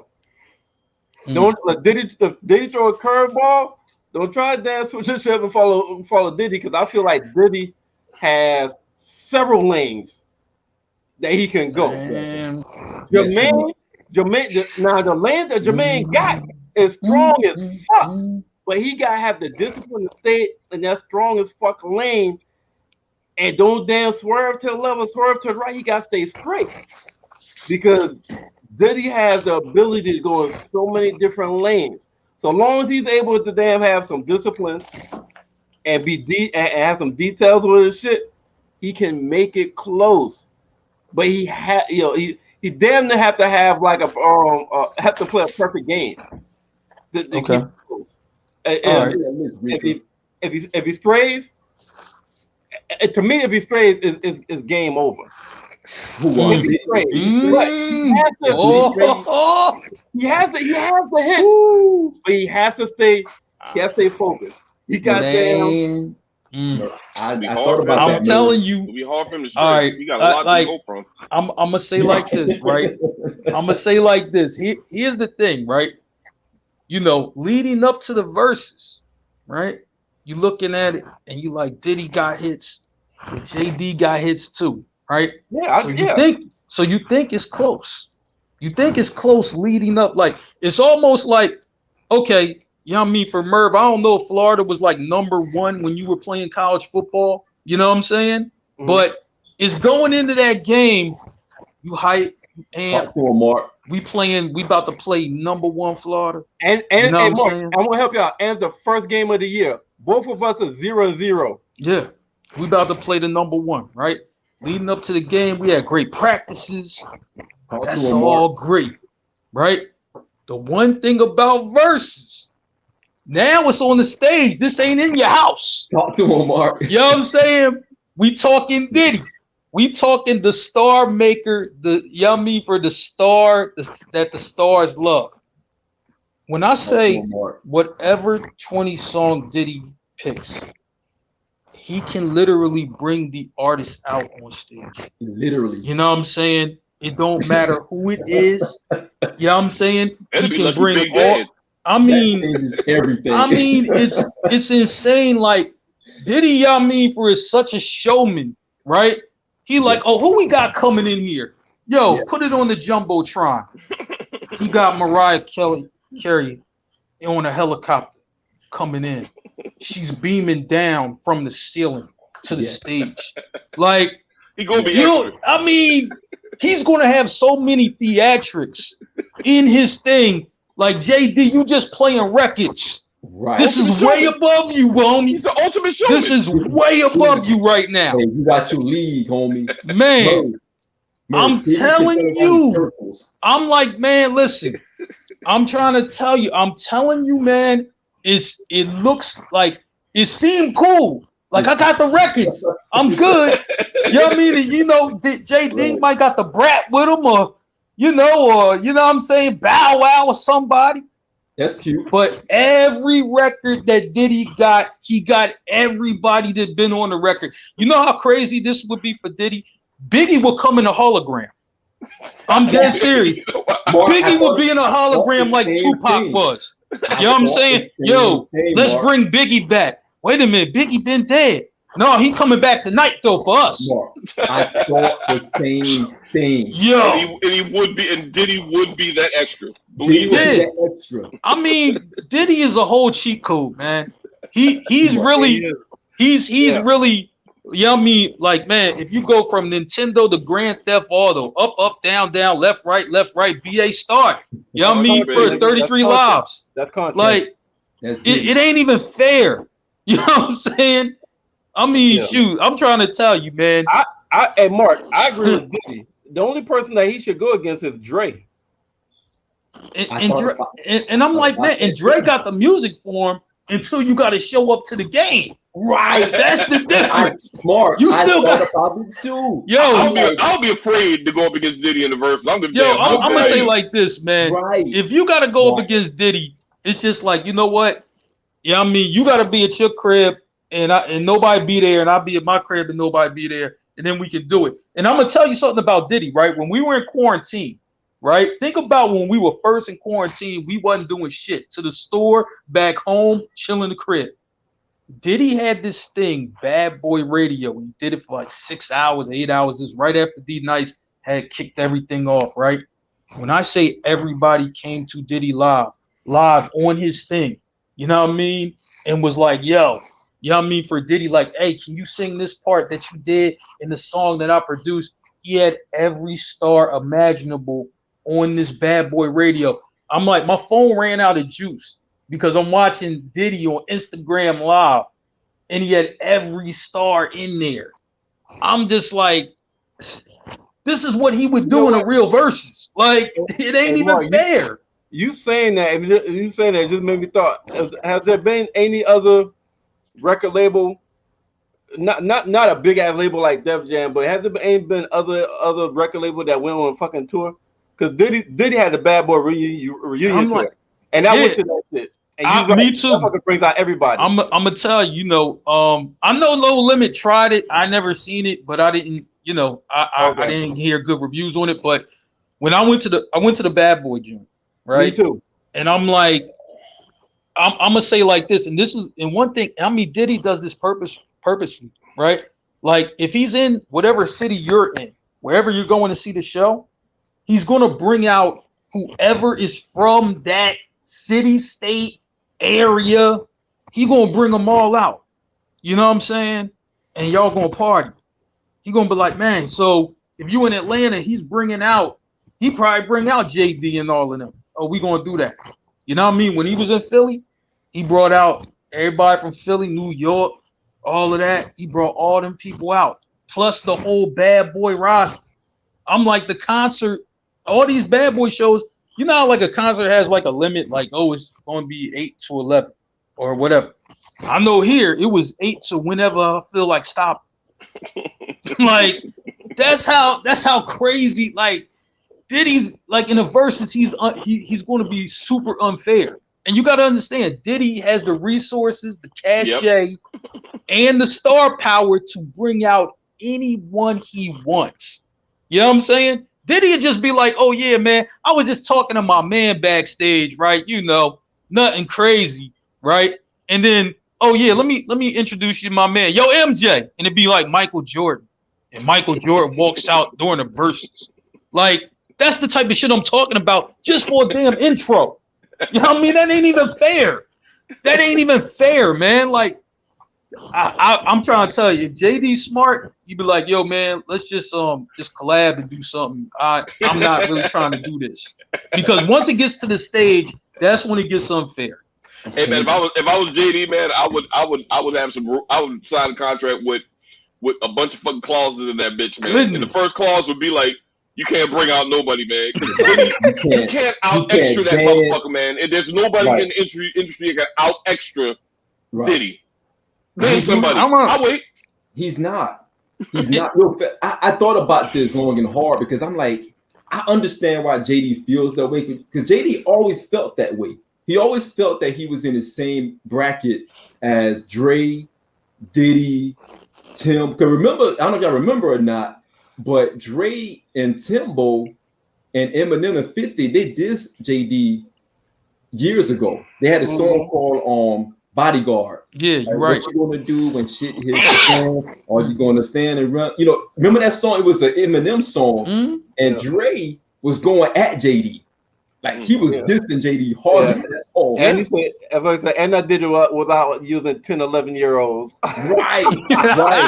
So, and Timbo was also on that record because at the end, Timbo was like, keep my name out your mouth or some shit like that. Yeah, it could get to that level and then it'll get real ugly and real weird. Because remember JD made that comment years ago that he is as good as Dre and as good as Timbo. And again, look, guys, we know JD's pen game is phenomenal. I mean, he penned Confessions, he penned Mariah's Comeback. He's phenomenal in that category. But like Marc said, when you get on that stage and Diddy just casually drops One More Chance, I don't care. And brings everybody out. Like, everybody's there. Total will be in the building. Total will definitely be in the building for shit what like that. do you do? Marc, I'm gonna ask you this. What do you do when he casually just plays All About the Benjamins for no reason? That's the uppercut, man. Somebody actually put that on a meme. Like, what the fuck is JD gonna do if he plays All About the Benjamins? What do you do after that? What? I mean, what do you do, right? If you're JD, and you know, like, say if like Usher was on that residency tour that he was in Vegas. JD calls him, yo, I'm doing verses with Diddy. Can you come? And he's like, no, yeah, I mean, I got a show to do or whatever. Then Diddy calls, yo, man, I know you coming, man. You know what I'm saying? And then he shows up for Diddy and don't show up for you. So, like, Diddy can do that. He can make your family switch sides. Yeah, and bring out the verses, like Chris said, bring out the verses GOAT. What do you do to that? He's the verses. Jadakiss is the verses GOAT. So let me ask y'all this. Let me ask y'all this because when I said he's gonna have to be disciplined and detailed or whatnot, in my opinion, as far as like street shit, I know he got some street anthem and hip hop, but in my opinion, his strongest shit, he gonna have to damn be like polar opposite. Like that to me, for him to have a chance to even make it kind of so close. And then he's gonna have to go straight R&B back. I won't even play no fucking hip hop. He can't fuck with like y'all brought All About the Benjamins. One More Chance. He has no. He can't. Like I'll go like straight Usher, Mariah Carey. Like I will go that bag. Man, but you know, here's the thing. Diddy work with all them same artists and did good records with them too. So my question is, y'all, what? Okay, if y'all's managing JD.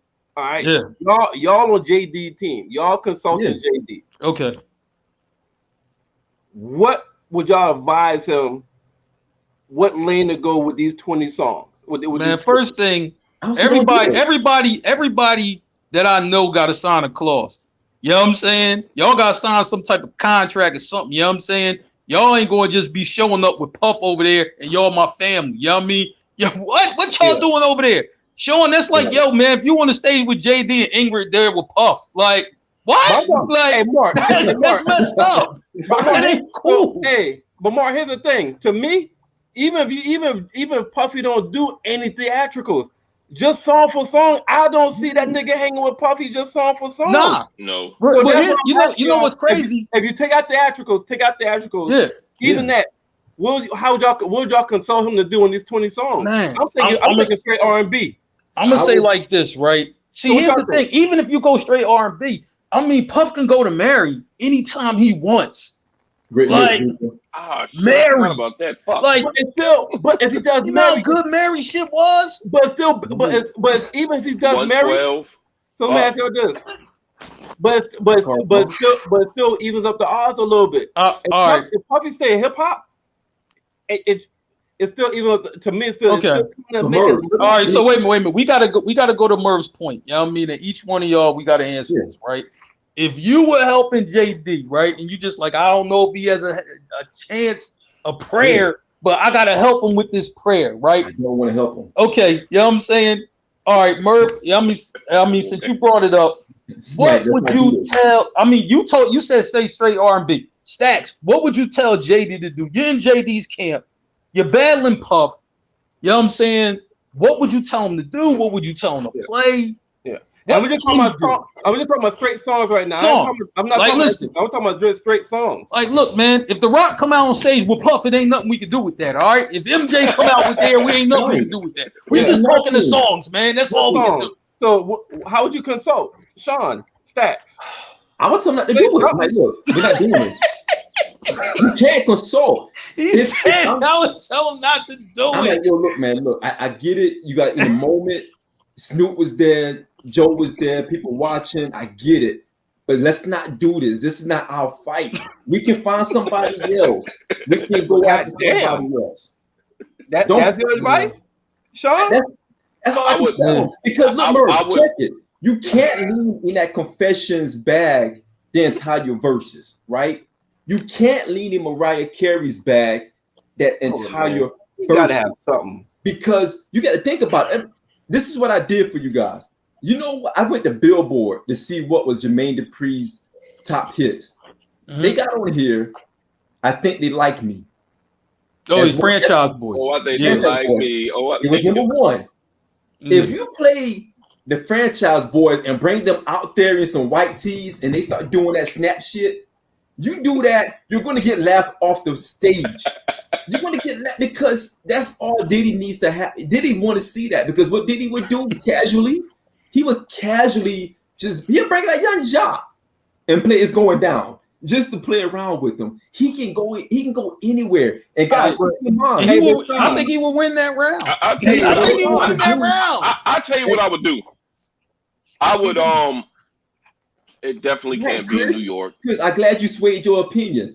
He's getting smoked. I'm sorry. Yeah, what I would do, I would not be on a stage. I would like somebody mentioned earlier, they'd have to do it from neutral sites. Like I would not be on the stage. I'm just talking about songs right now. I ain't talking about that.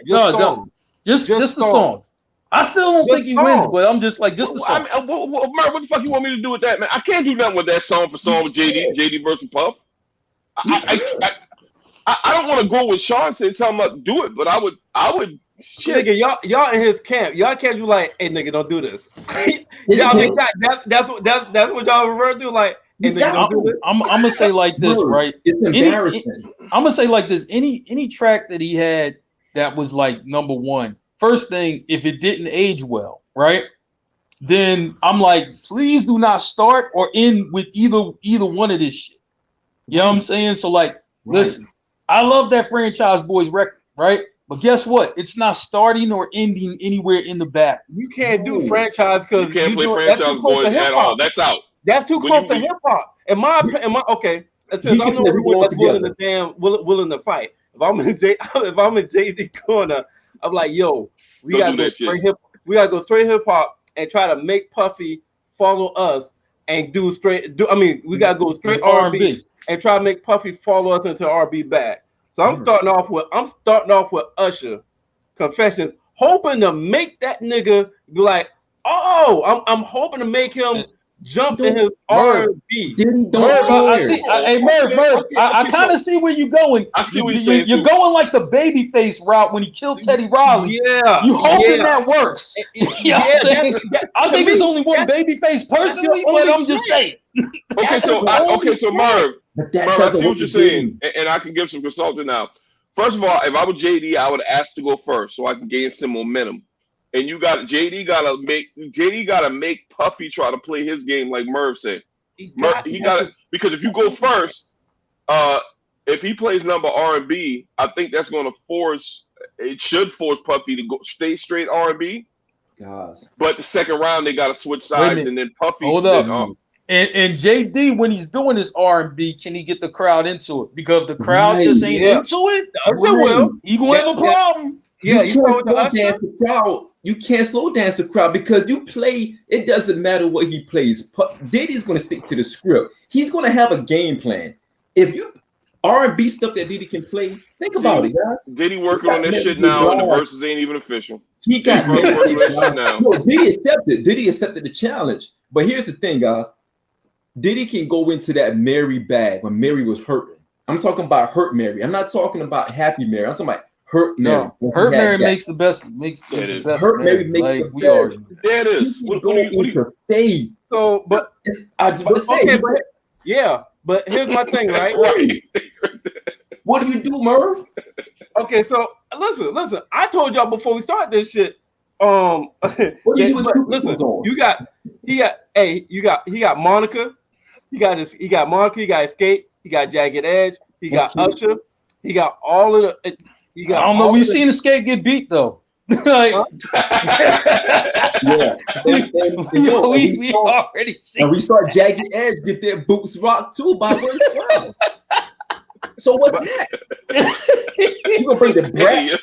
Look, he can bring the brat out there. But guess what Diddy gonna do? You got Mariah Carey, ones. And Kim is gonna prance out there and rap. You need to bring old Kim out there because shit. Yeah. But he's going to do that. He's gonna bring out Kim. He's gonna bring out the brat. Everybody gonna go crazy when you see Kim come out there. We seen the brat in Bow Wow little joint. They didn't go crazy when she came out there with Bow Wow.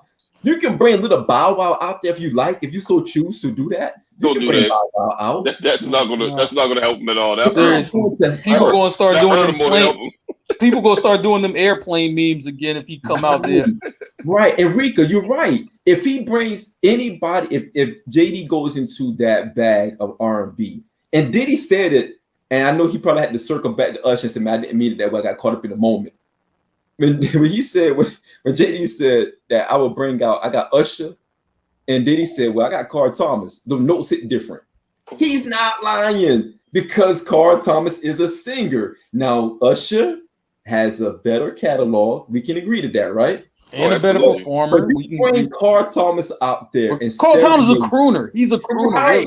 Carl Thomas not beating nothing. Carl Thomas ain't beating no Usher though, man. Because he can ride with Confessions for a while. Carl Thomas not beating nothing. Listen. No, all you need him to do is one song. One song. What song is that? He can do Summer Rain. He can do emotional or I think yeah. He can do emotional. So here's the thing, right? If he plays Carl Thomas, that he's falling for the bait because it's easy for him to find somebody to beat Carl Thomas. Mark, no, he'll play like Carl Thomas in like round 12. You know what I mean? When JD wasn't even looking for it, and where this nigga come from? Like, I'm trying to tell you, man, that's how it happened. And Carl Thomas would come out there and sing. He'd come out there and sing live. And people will go bananas. Stacks, you a singer. You used to be a singer. You bring Carl Thomas out there and he sings emotional live to the ladies in the audience.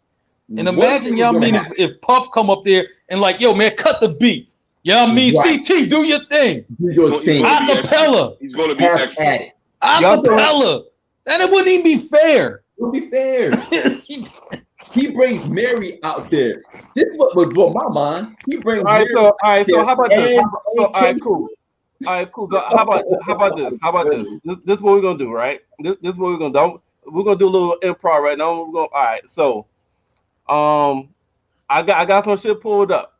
All right. Well, and this is not even playing. I'm just looking. I'm gonna ask y'all. All right. So if Usher plays My Boo. Right. If Usher plays My Boo with Usher and Alicia Keys. Quiet Storm beat Rika. Huh? Wait a minute. You said Faith and Carl Thomas. I want to name some songs. I want y'all to tell me what Puffy come back with. So it's for y'all. So I mean, I know I'm cheating, but it's for y'all. So for y'all together, all right. So if he plays, let's say he plays My Boo with Usher and Usher and I think Alicia Keys. If he plays My Boo. Oh, what do we come back with? Oh, I'll come back with I Need a Girl. Yeah.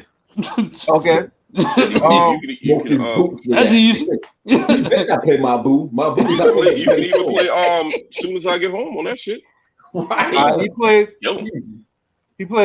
Deuces remix Chris Brown. That's a cute song, but nice. I would I'll play one more chance on that. Straight up. And he going at the crowd rocking. And you gonna have the crowd rocking. I'm trying to tell you, Biggie hologram be right in the cut. Like, right. Ready, Puff. I got easy work. You know what I mean?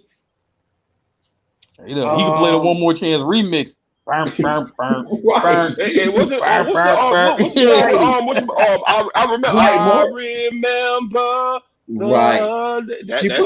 That shit slap. What are you gonna do? He plays Confessions. Oh, slow jump. I just speed it up on him. You know what I mean? Right there. You ain't slowing me down, nigga. You know what I mean? I'll speed it up on him. You know what I'm saying? Like, man, you know what I mean? Oh, you going there? We going Benjamin. You know what I mean? I just go Benjamins on him. Confessions be one of the toughest ones. Confession be one of the toughest ones. Yeah. I'll give him that. The album of a song. Nigga, the song. Nigga. If he play that song, that Confession song, Diddy can make it tough, but Confessions is Confessions. Man. That song is what it is. He could pull one of them, you know what I mean, one of the Mary joints for that joint. Even if he went R&B, like, you know what I mean, like in his bag. Like he could pull a Mary joint that could challenge that. Like, oh wow. We belong together, Mariah Carey. That's another heavy song. But again, he can combat that anything from Mary. He can play that joint with Mary on Love No Limit. Damn.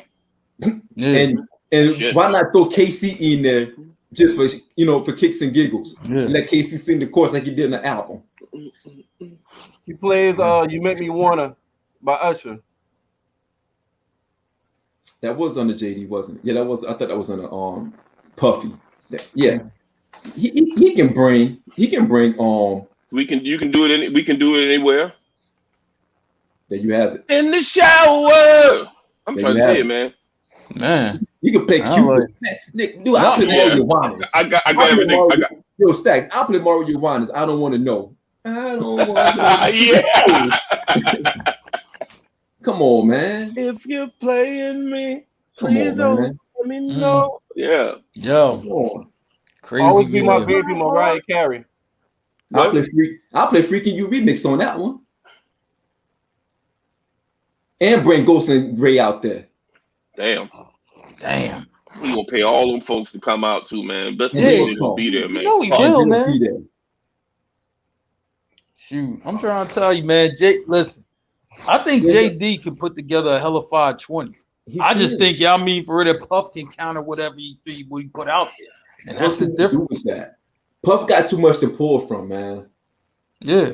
He got too much to pull from. And see, and the difference is that while JD makes hit records, Puff, Yummy sprinkles stardust.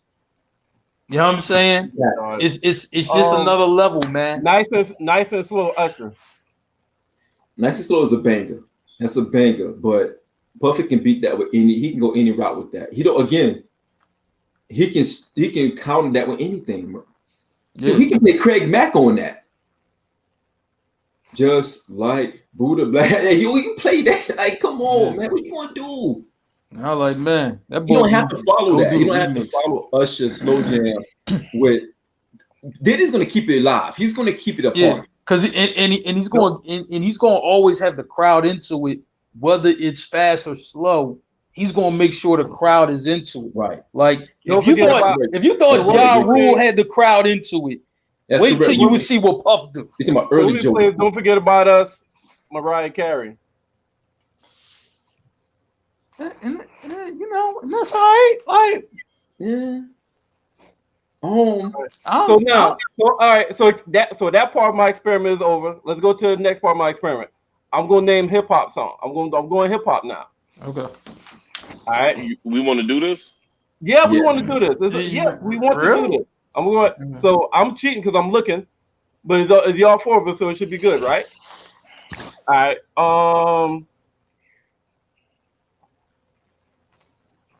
Fallen, Jay-Z. They're not gonna play that, Rico. Fallen Jay-Z. Who? That's from JD. Yeah. Hey, you know what I mean? Been around the world.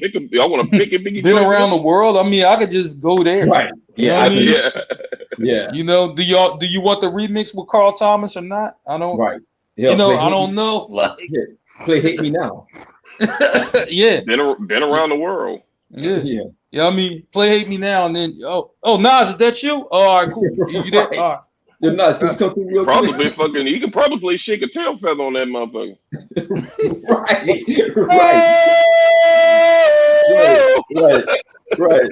Right. More money, more problems. Success. That's not JD. Yeah, it is. But you know, Diddy had executive produced that album, right? Okay. How many times have been verses that both of them people have been a part of? If he plays Success, that's a good one to go with. Man. Trade it all.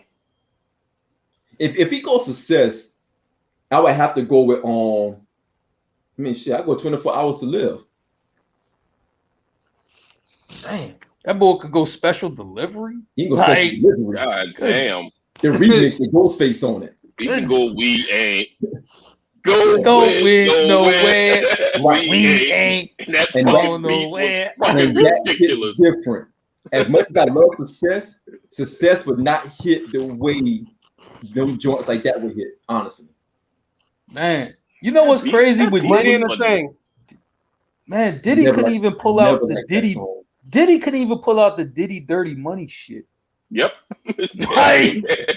I mean, hello, good morning. Hello. Nicki Minaj on the joint. Money in a thing. Good morning to I never like Money in the Thing. It's not my favorite song. I hope you don't play it, but he probably would. I go More Money, More Problems. Right. Or you Break go counter. Yeah. Welcome to Atlanta. You better not do Welcome to Atlanta. You better not do Welcome to Atlanta. Shoot, Diddy is still that on the remix. He's still his own song on the remix. And Mark, he said that on the Instagram. He said, I had the best verse on that song anyhow. So, and technically he did. Welcome to New York, motherfuckers, where we don't play. But if he can play Victory. Pastor Cavassier, damn right. Yeah. Damn right, Rico. Yeah. Funkified. Man, you play Funkified, man. Give me Craig Mack, man. Flavor in your ear. Funkified, Merv. Give me Can't You See by Toe. Oh my God. Yeah. Oh man. Give me all the chicken heads from Pasadena to Medina. Yo, go out. Look, woo. One more. Merv, you know what that shit hit at your fucking graduation party, nigga? Man, look. I'm trying to tell you. Play, man. What's next, Merv?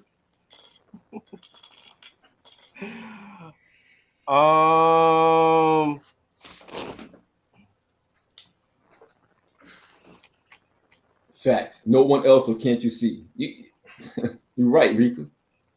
And he come out there and do the Diddy dance. Yep.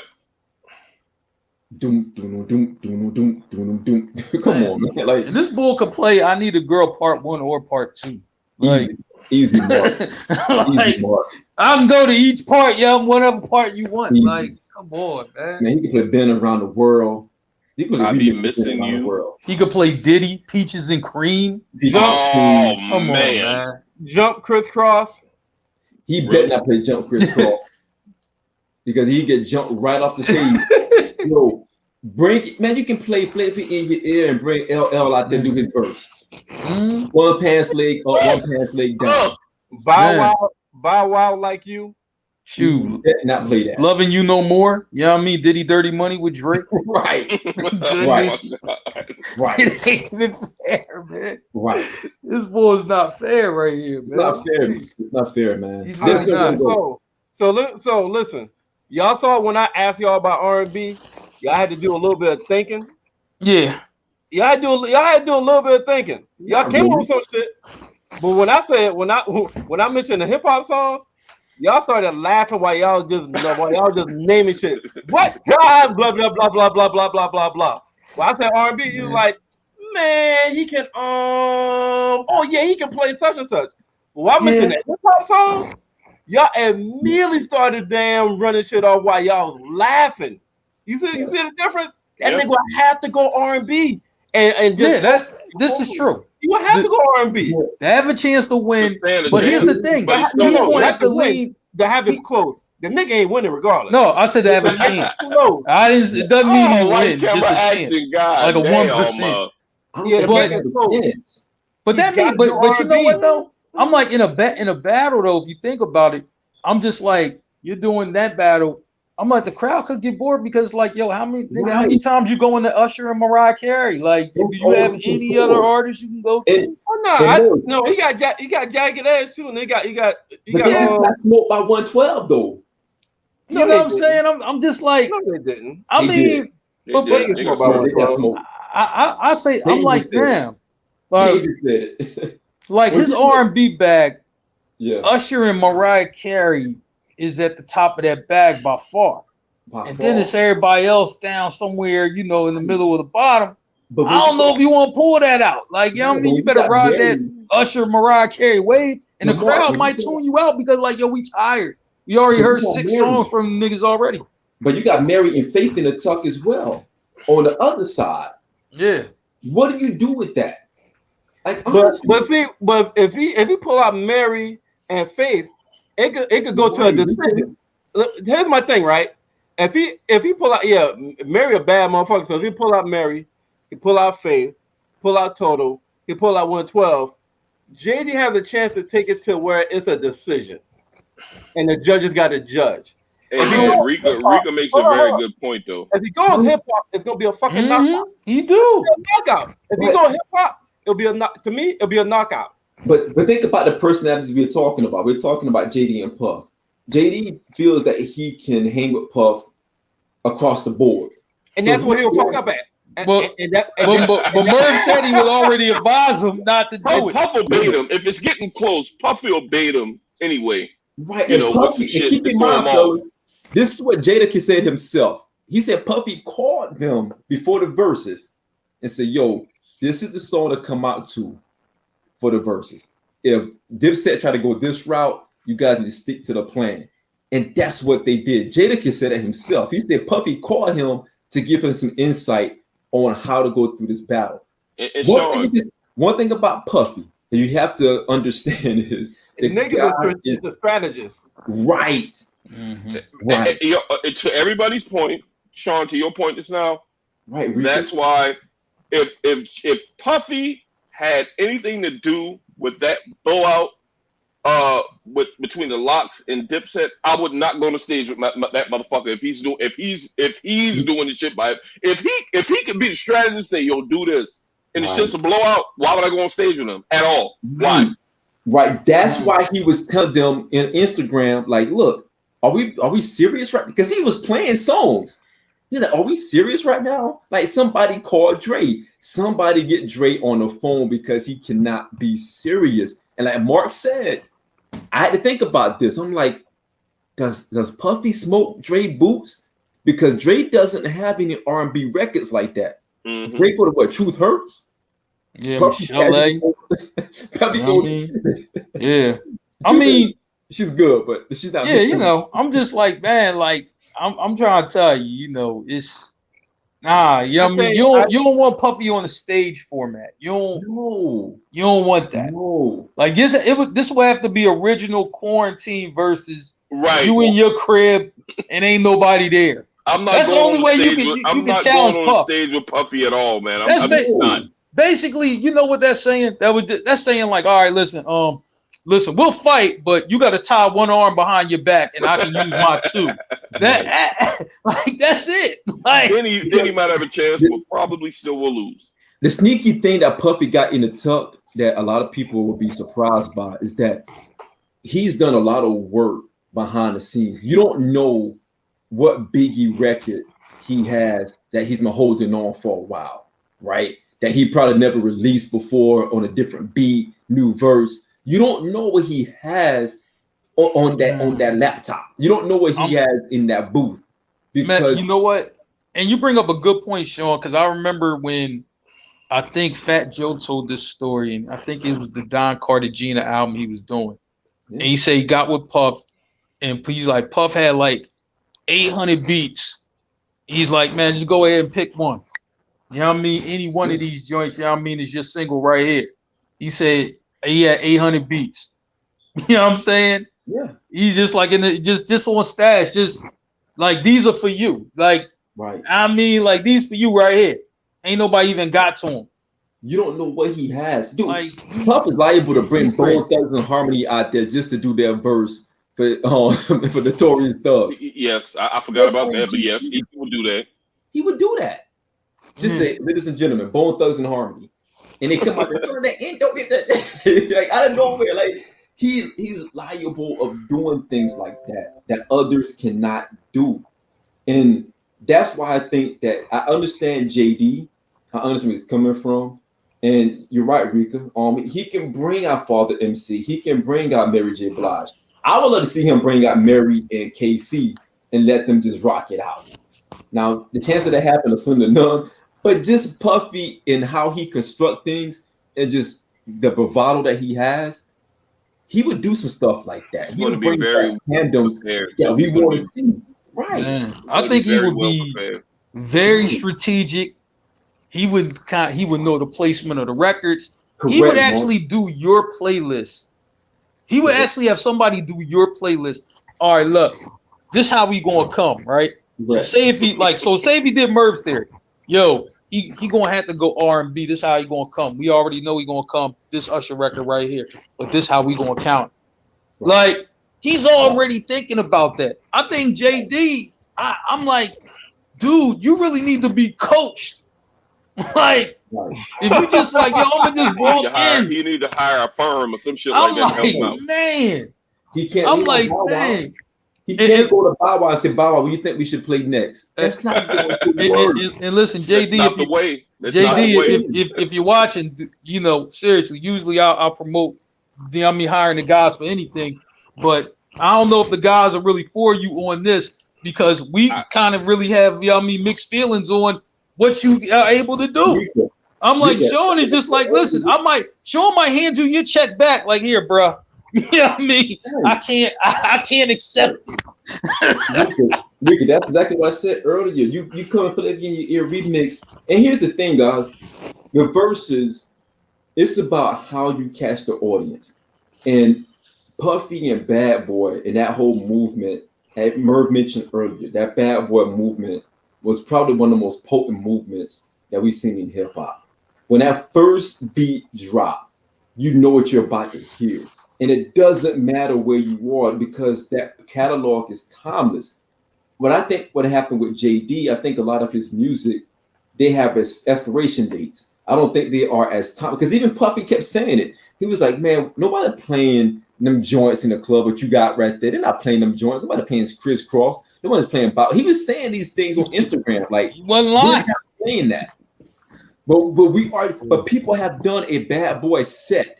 Like DJs have done Bad Boy sets. And doing. They can go for a while when they're doing it too. For a while. Yeah. Hey, only like Puffy said, it would have to.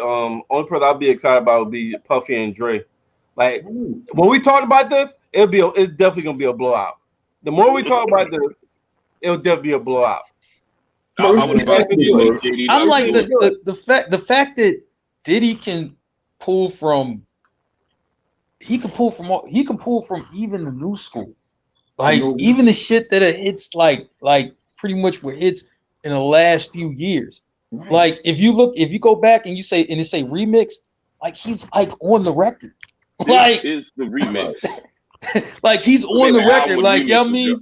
And I'm like, man, you know what I'm saying? I'm like, and people want Diddy on the record because it's just like Diddy talk that shit. You know what I'm saying? He talked that shit and people want him on the record. I'm like, let me ask y'all this, and we'll wrap it up. Let me ask y'all this though. What if Puffy, in his own Puffy type of way, decides to bring out the entire Bad Boy family as the last song and just run off a string of songs back to back? You talking about the locks? Because this is so Puffy. You run off a string of songs, first verse, the locks.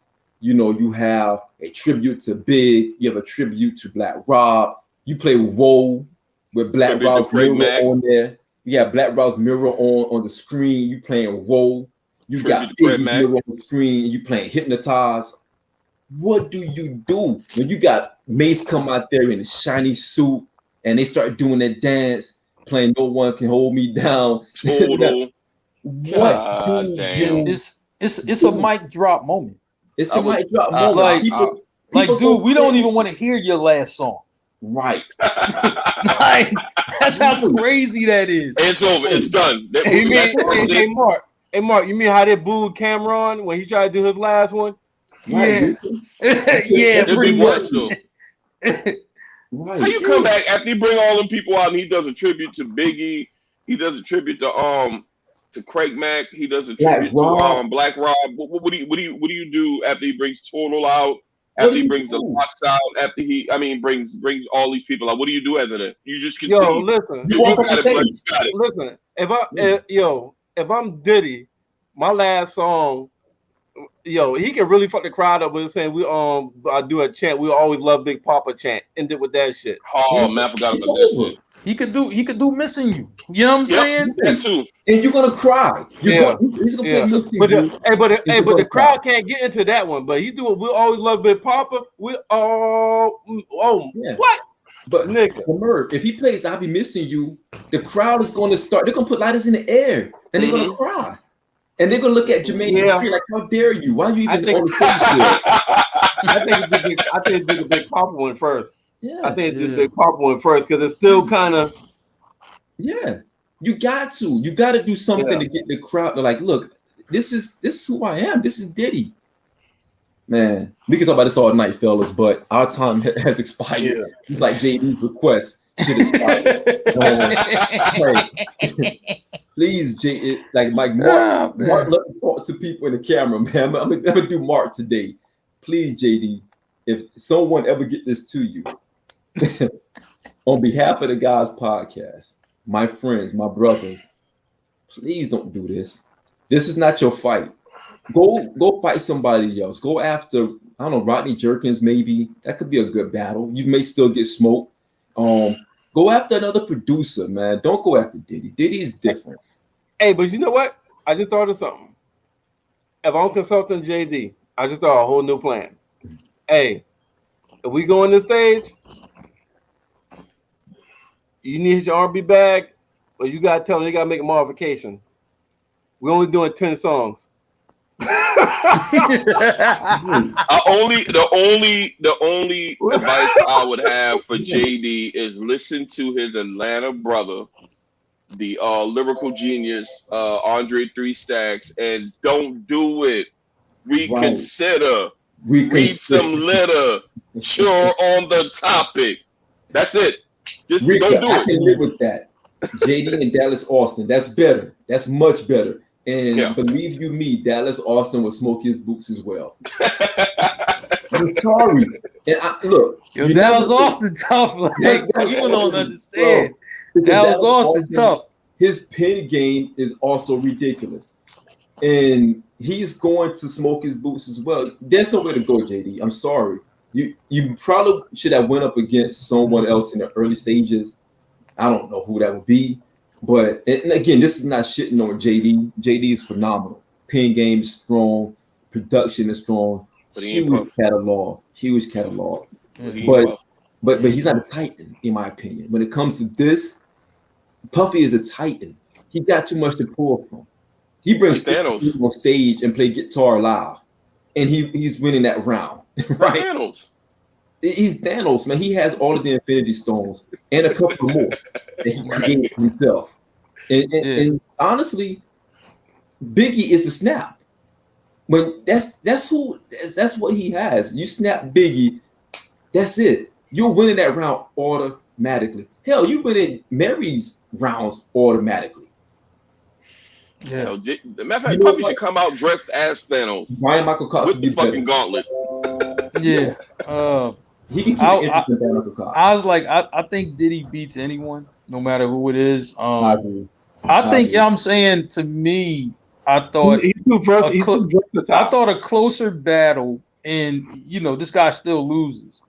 I thought a closer battle for Diddy might be Pharrell, but Pharrell still lose. That's the point. He still wouldn't win. But I think it would be a better battle. Pharrell and Diddy. I like that. You know, Pharrell won't do it. Pharrell is in a whole different space. He wouldn't do it. But man, you're right. It would be better. But Diddy still smokes Pharrell. Yeah, he still Diddy wins. I mean, we all know weird Neptune beats. They won't get past vintage. They won't get past vintage Diddy, man. He won't. Hell, Diddy can play No Way Out, his album. He can play them songs off his album. And I still think Dre is the best competition. Dre would be. I think people will lean to Dre just because of Dre's name. But when you start listening to those beats that Dre, and this is only my opinion, I think when you start playing some of those Drake beats from the Chronic and so on and so forth, I don't think they hit as hard as you probably would like for them to hit. When Diddy plays something white. I think the Snoop Dogg stuff, dude. The Chronic, I don't know if it hits as hard as what he might think it is. I think Doggy Style does, but the Chronic Doggy Style. I think no Chronic songs when I mentioned Dre. I really thought about everybody else, like the Snoop shit, the 50 shit, the Tupac shit, the game shit. Like I didn't think nothing about it then. And no, bitches ain't shit. Fuck that. I mean, the fuck that. And also, bitches ain't shit is a damn anthem. Was Straight Outta Compton coming out? What Straight Outta Compton came out about 5 years ago? With 2015, I think. So with that coming out, it will let the new generation know about NWA. So even NWA songs will hit now because of that movie that came out 6 years ago. That will even hit now. NWA shit, fuck the police, the Ice Cube shit. I don't think none of Dr. Dre original shit. He'll be fool to play. He have to play other people's shit that he produced. Yeah. And let's keep in mind, man. There's a lot of those. No, you just take the best from what he did. You know what I'm saying? Right. That's all. You know what I mean? And he didn't produce a lot of them songs. Like even on Chronic 2001, Mailman was a heavy lifter in production. But again, Dre probably went in the studio and say, "Add this chord here, take that piece out, and now let's roll with it." And he got the Well, that's what he did for Pac's album, the double album. Right. You know what I'm saying? You went in there like, yo, do this, do that, because that's when he was having problems with Suge. So he would come in like, yo, I mean the boy Assassin and Daz did more of that album than he did. You know what I mean? But he still coached Assassin and Daz. He's not a good match. Do the record stuff. I agree. He's not a good match. I wouldn't want to see Dre. I see Dre for something else. Right. Yeah, I want to see Dre against somebody else. I probably want to see Dre by himself. You know why? You know why I think it'd be good? Okay. Yeah. It when you first think of it, it's not a good match. But you ever seen for my boxing fans. You ever seen like a southpaw versus what's the other boxing style where they're so different? Traditional. You know what I mean?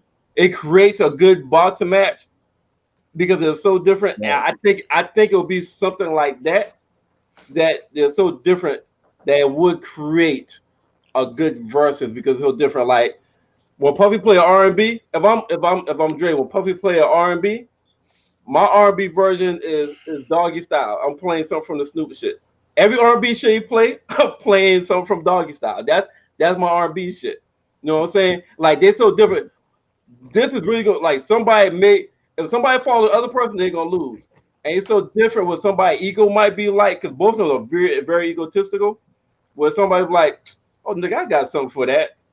And the first person that does that, I think they lose. I think it could be one of them type matches where it's so different. I'm gonna say like this. I think Puff is just strategic. I mean, when I think back to that Bad Boy Radio thing he did for like 6 hours, and you're talking about 6 hours, it's just his shit. Yes. I don't know nobody else's. Yeah. You know what I mean? Just Bad Boy, whatever mix he been a part of, he brought in everybody. I mean, it was crazy Marc. Because everybody he brought in, they had requests. Like Alex Rodriguez, J-Lo, they came in there like, yo, can we hear this? All right, cool, I got you. We gonna put that on. Like timeless, man. Crazy. Timeless. Yeah, that's the same. Hey, anybody that goes against, I still think Dre's the best person, but Dre would need a consultant too. Like that nigga would have to call Ice Cube and be like, hey man, because I think Ice Cube is very smart when it comes to that shit. I think Ice Cube is probably one of the strategic ones. He would have to still get consultation now. He was like, yo, Cube, I need some help, bro. I'm going to the city. That's Dre. That ain't happening. Dre ain't got competition for nobody. That's Dre. Dre's his own guy. So fellas, good show tonight. Let's wrap this thing up. Let's start with you, man. What's your final wrap up, brother? And once again, man, R.I.P. to the legend, AJ Johnson. Good show. Yeah. All right. R.I.P. to that brother. I think I'm about to watch. I got the hookup right after we get off, man. It's been a while since I've seen that one. He was hilarious in that one. We love hip hop, as you can see. Shout out to the homie Chris Rogers, my homeboy, for being in the comments tonight, man. That guy knows his music. See if we can get him on sometime in the future, man. But thanks to all the viewers and all that shit, on this Monday night, man. We love it. We love, the interaction and the comments and shit like that. We appreciate all y'all for fucking with us on this Monday night. That's all I got. Absolutely. What you got for us, Marc? Man, I mean, good show, everybody. I think, for it kind of just wrapped up, what we all thought, man. Diddy, I think he's made for verses, but I just don't think he has a proper opponent because I don't think his opponent out there for him.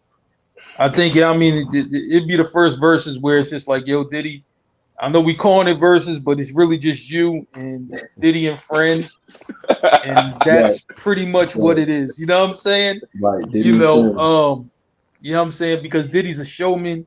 I think, I would love to see, for him come back with something that's even better than the Bad Boy tour because it'd be one night only. And I think he can make it real special, man, where he could bring like the whole crowd, man, where we can all watch it. I'm like, if he did a show that I think we know he's capable of, I would actually pay to see it, pay-per-view. Like, I ain't even lying. Like, for like if Diddy put together a show that we kind of think, I just like, man, well, how much is it? You know what I'm saying? I actually pay to see it, man. That's how good of a performer and how strategic and, how, he just thinks big. And that's how he tries to, execute a lot of things. So I would pay to see it, man. If he did a show, and I could watch it right in my living room, I'll pay to see it. Absolutely. Merv, what you got for us, homie? Yo, yeah, Jermaine, don't do that shit. Don't do it. Challenge somebody else. Challenge Timbo. shit. Yeah, challenge symbol. Jermaine Dupri and Timbaland Magoo versus boom. There you go. You're welcome. And that's all I got, man. Good show tonight. It's crazy because I had Diddy winning, like there was no doubt in my mind. But I'm like, okay, Jermaine have a chance to keep it close if he does this. But as we was talking, I ain't trying to start no part again, but like no matter what lane he goes, I don't see that fucker being able to damn hold up past round 3. There's nowhere to go. There's nowhere to go. Sorry. Look, JD, it was fun.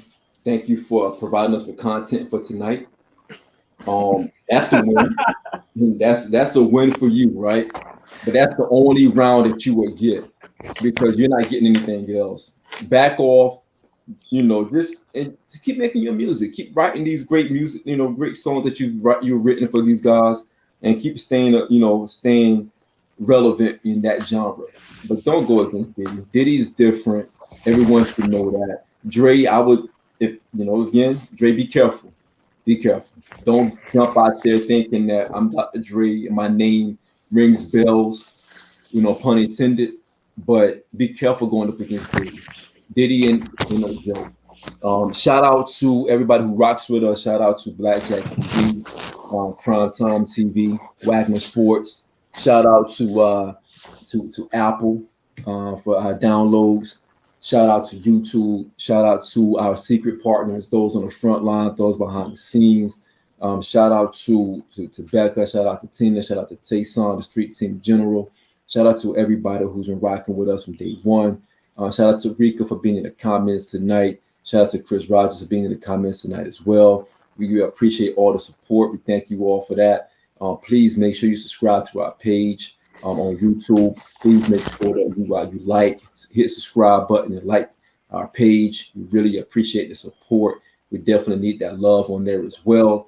Continue to watch us on Facebook, but also just do your due diligence and watch us on YouTube as well if you don't mind. And we really appreciate that. We're going to continue to hit y'all across the head with just different things, different contents that's actually going on out there. And we appreciate you guys watching and rocking with us as well. Tomorrow night, the guys coming back, the Merv and Stack show. We're going to come back for your head top. And they're going to talk episode 9. Episode 9 of Raising King. So that was a very heavy episode. So those guys are salivating at the mouth to be able to get that out there. Right now, we're also in the lab cooking up something marvelous for Wednesday. And we're going to be doing that on as well for the Wednesday pop. So please join and tune in at 8 o'clock on Wednesday night. And tune in tomorrow at 7 p.m. Eastern to talk about this power. For all you Power fans, the Power Universe, please hop on tomorrow night with the guys at 7 p.m. and come back on Hump Day at 8 o'clock. We're going to get into a very heavy topic, and you guys will see the flyers and the posters and everything on that really soon. So again, I bid you adieu. Have a great day. Have a great week. Good evening. All that good stuff. Peace, love, and all that great stuff. We out.